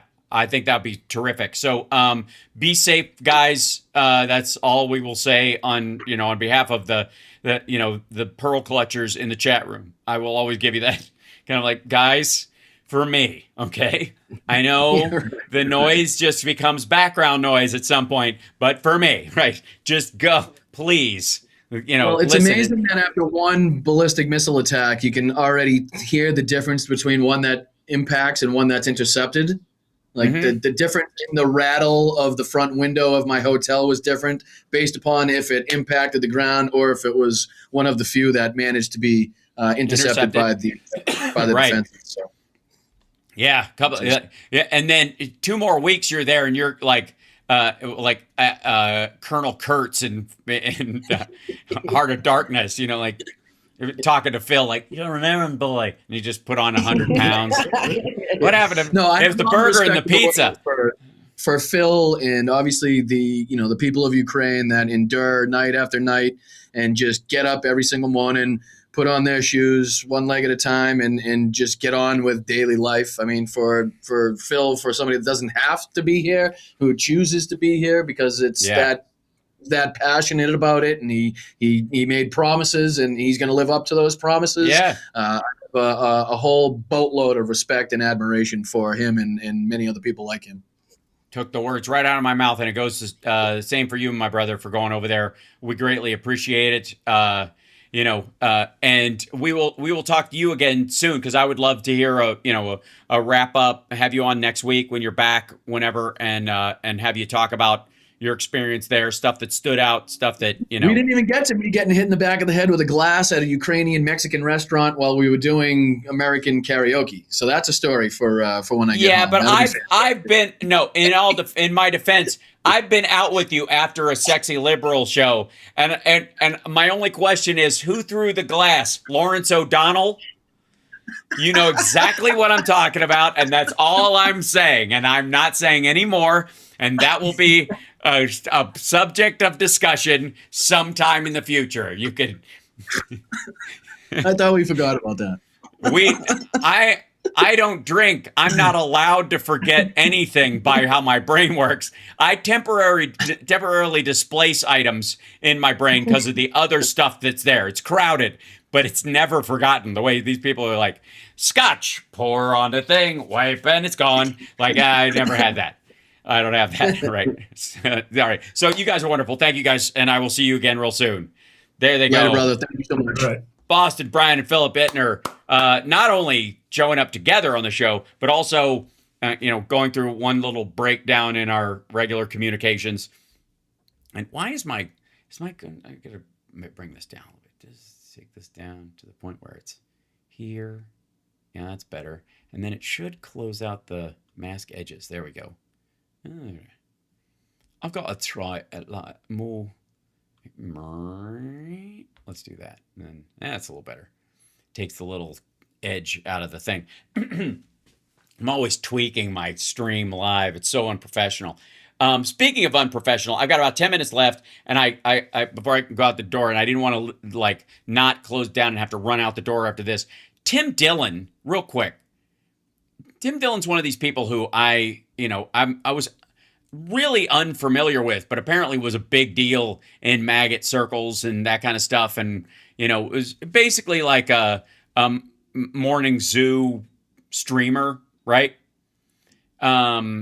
Is as best I can determine. I mean, I don't know what the root of stuff is there. He's got lobsters on his little table and all that shit.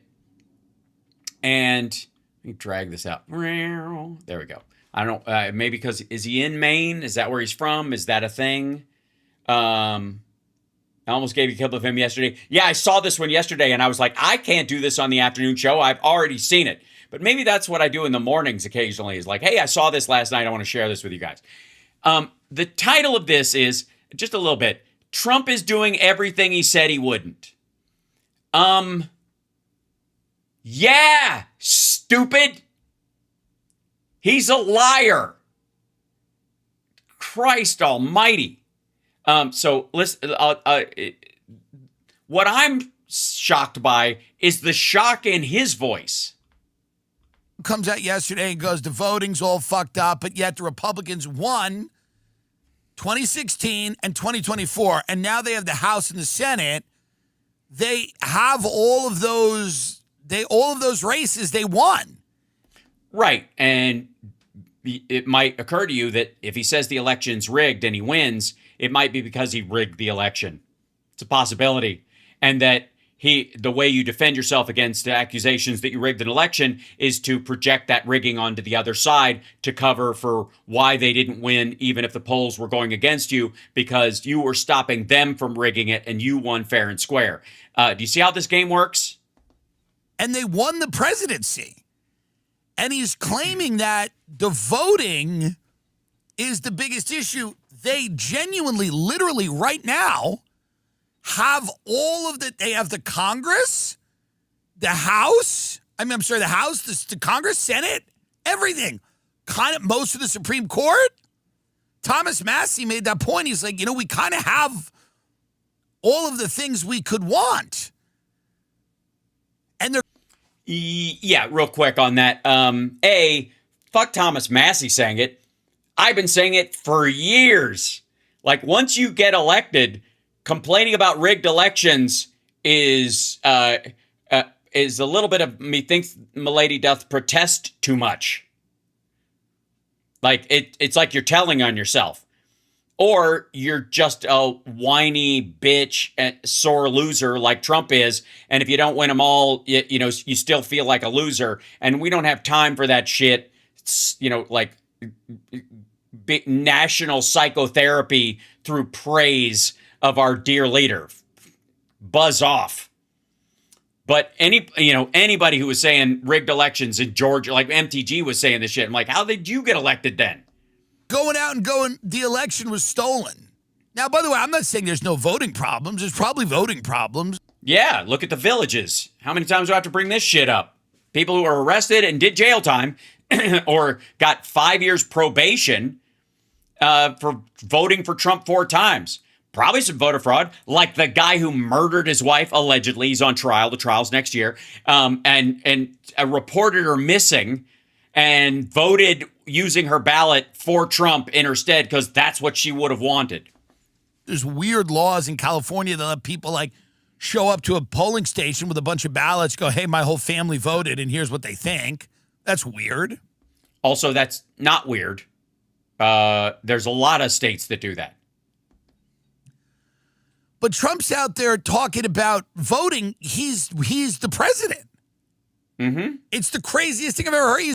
Yeah, it's almost like he knows he didn't win fair and square or something. It's like the voting irregularities and the elections are stolen, but you're the president. Yes, I know. It's just shocking that he could be this blazingly full of shit. You're the president, and you ran on a platform of no new wars, and you're about to put troops on the ground in Iran. Wow. It's almost like a lifelong liar who was a second generation rich kid born with a silver spoon up his ass, and has been living off the tit of other people's money his entire goddamn life, whether he was defrauding the taxpayer through IRS tax breaks he didn't deserve to get, or through Russian money ill-gotten through Deutsche Bank and those other things, and still couldn't even make his properties profitable. And his only real flim-flam that seems to be working right now is fleecing maggots for, with his own crypto coins, which, by the way, I completely support. I can't tell you. If you're a maggot, and I know we have some in the chat on occasion, and thank you for boosting us in the algorithm, and I pity you. I understand where you're going to go, right? You're going to go to somebody else's chat room and go, I agree, things are awesome. You can't do that. What do you do? We did it. Grocery prices, fuel is down. Yay, the Iran war was won in a matter of days. Hoorah.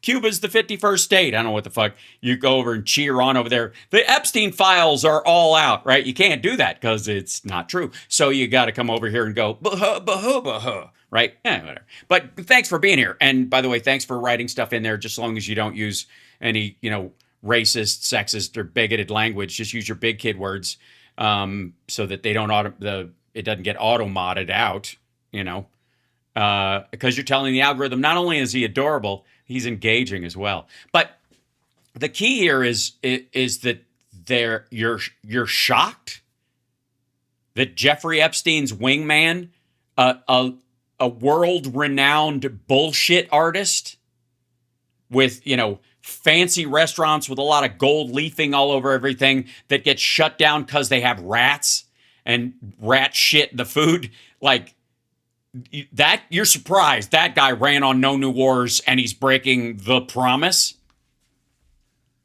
1,000%. You are the president. You're not popping shit from outside of the government. This is the thing when JD Vance goes on Rogan and goes, well, they have this whole discussion about the Epstein docs, and JD is like, I'll go to my death believing it was a larger conspiracy. It's kind of like these guys are like, well, what are you going to do? What are you going to do? It's like, no, you're the vice president. What are you talking about?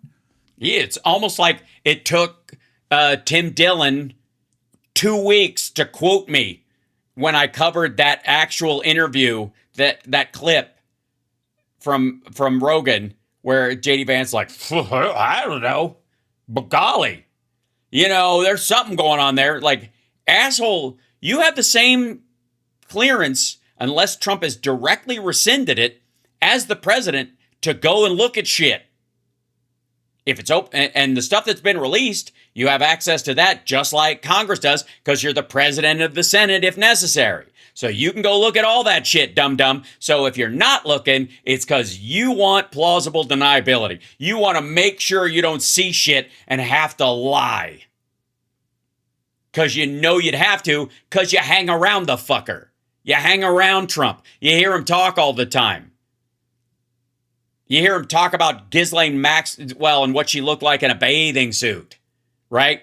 That's what you hear. And so you're like, fuck, man, if he's saying that around here, if I go look at the files, there's no telling what shit I'm going to say. And if I get called out on that, and then they find out later I made a visit and looked at the stuff and it gets released, and they know I'm lying, right? JD Vance is talking about this like he's a guy at a bar in the town I grew up in. Right. And that excellent point in the chat from Tesh90, which is the whole point I was going to make at the tail end of this before I fucked off right away. And thank you guys for being here, and remind you to subscribe. Tim Dillon also helped elect Trump, and now he regrets it. Too late, buddy. Right. Tim Dillon helped elect Trump. Tim Dillon is his show. This is just his Clips channel. And it's got, I don't think it shows the subscriber numbers for that. Just this clip has 132,000 views. His actual channel, Tim Dillon Show, 1.2 million subscribers. His Clips channel has 317,000. This guy was pushing Trump to win and all that shit was a big supporter. And now he's like, what? Who is this guy? Why are they acting so stupid? How could he lie so much? I'm like, first of all, just start apologizing to people like me. Just do it. Maybe one day you'll have an epiphany on top of this, like, holy God, Donald Trump is a flim-flam artist. He's a fucking con man. He always has been and he always will be, and he has no idea how anything fucking works because he's always been a second-generation rich kid with a grudge that he's ugly, and he beats the world up over it. And you know, women fall into two categories. Whores, because they will sleep with them even as ugly as he thinks he is, knows he is, and women who can see through his facade of bravado and don't want to sleep with him, so they must be bitches or, you know, or the enemy. That's it. Why? Because he's got low self-esteem. You know why he's got low self-esteem? Because there are reflective surfaces everywhere around him.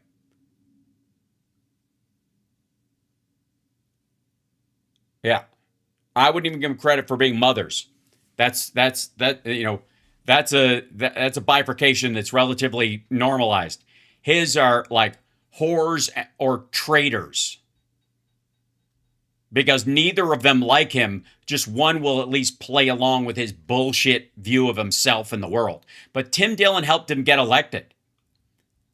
Tim Dillon was telling people, I'm sure, like all these other assholes, that Trump would be better for Gaza. Trump wasn't going to get us any of these new wars, even though he promised to get us out of Afghanistan and fucking didn't.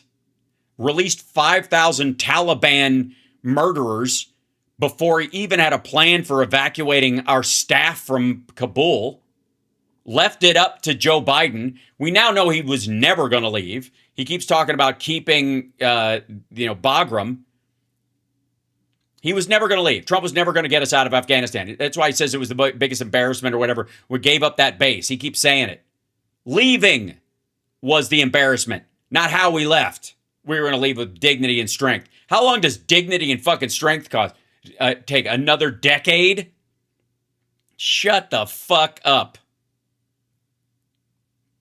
And all of these guys suddenly going, I can't believe it.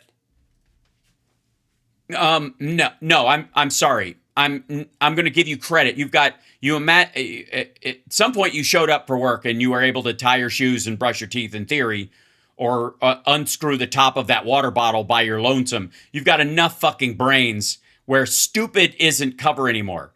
You believed it because you wanted to believe it, or you had other reasons for liking him that you can't say in public. And if there's this whole Trump's not like other politicians, he's more honest about things. Well, then be like your fucking hero and admit it. Otherwise, if you really were suckered by this bullshit after COVID, for real, you were after that, you're like, what the hell? If he knew more about ISIS than the generals, and he knew more about war than the generals and stuff, then why couldn't he get us out of Afghanistan without a shot fired and nobody dying and all this stuff? Why does dignity and strength take a third term? If you're the greatest in the world, maybe if you kind of suck, maybe you have to drag it out, right? Maybe that's what Trump is ultimately admitting, that he's just slow in his old age. He could have fixed this with one phone call, the Ukraine-Russia war. He could have fixed it with one phone call in his 40s. But he's, now at 80, he's dragging ass a little bit. That's the problem. Just getting up out of that chair. That's why they don't show him getting up out of chairs anymore, right? That's why they don't do it. Meanwhile, Democrats have helped pass a bipartisan housing bill. And what was Trump's response? I'm not going to sign it. Still became law. It was like last Friday. Still went into law. It still became a law. And again, this is why, maggots can't, join together and sing Kumbaya and join in with other Republicans. It's all working so well. It's why they can't band together and go, look at all these wins. I mean, even with the border, like, we closed the border. Sure you did. That's why there's train cars full of people coming across, and they all go straight to farmland, and they all go right to work because Trump gave them a pass. And we're just not counting those people. And again, if there were 35 million more undocumented people in the country than there were before Joe Biden came in 4 years, why can't you find them? Why aren't mass deportations easy? Holy shit. These people must be crammed into, broken down hotels that went out of business. Every motel you drive by on the interstate must have a bunch of fucking, like, immigrant families hiding in them. Where are they? They're all psychos and murderers, and the murder rate is going down.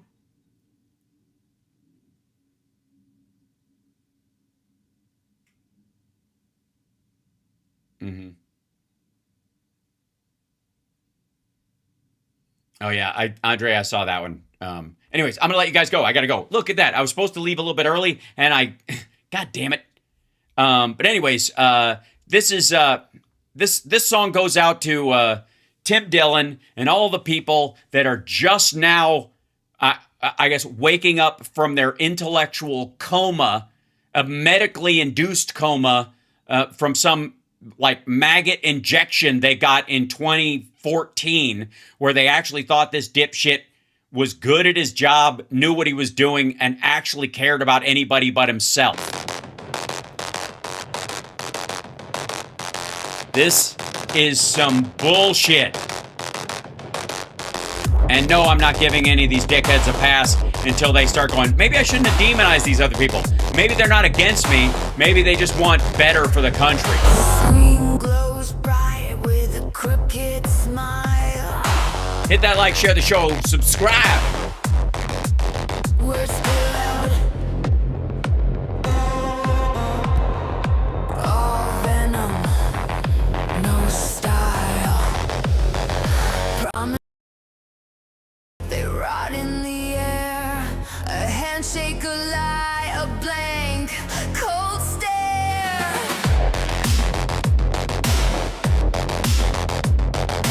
Puppets dance, the strings are tight. Shadows whisper in the dead of night.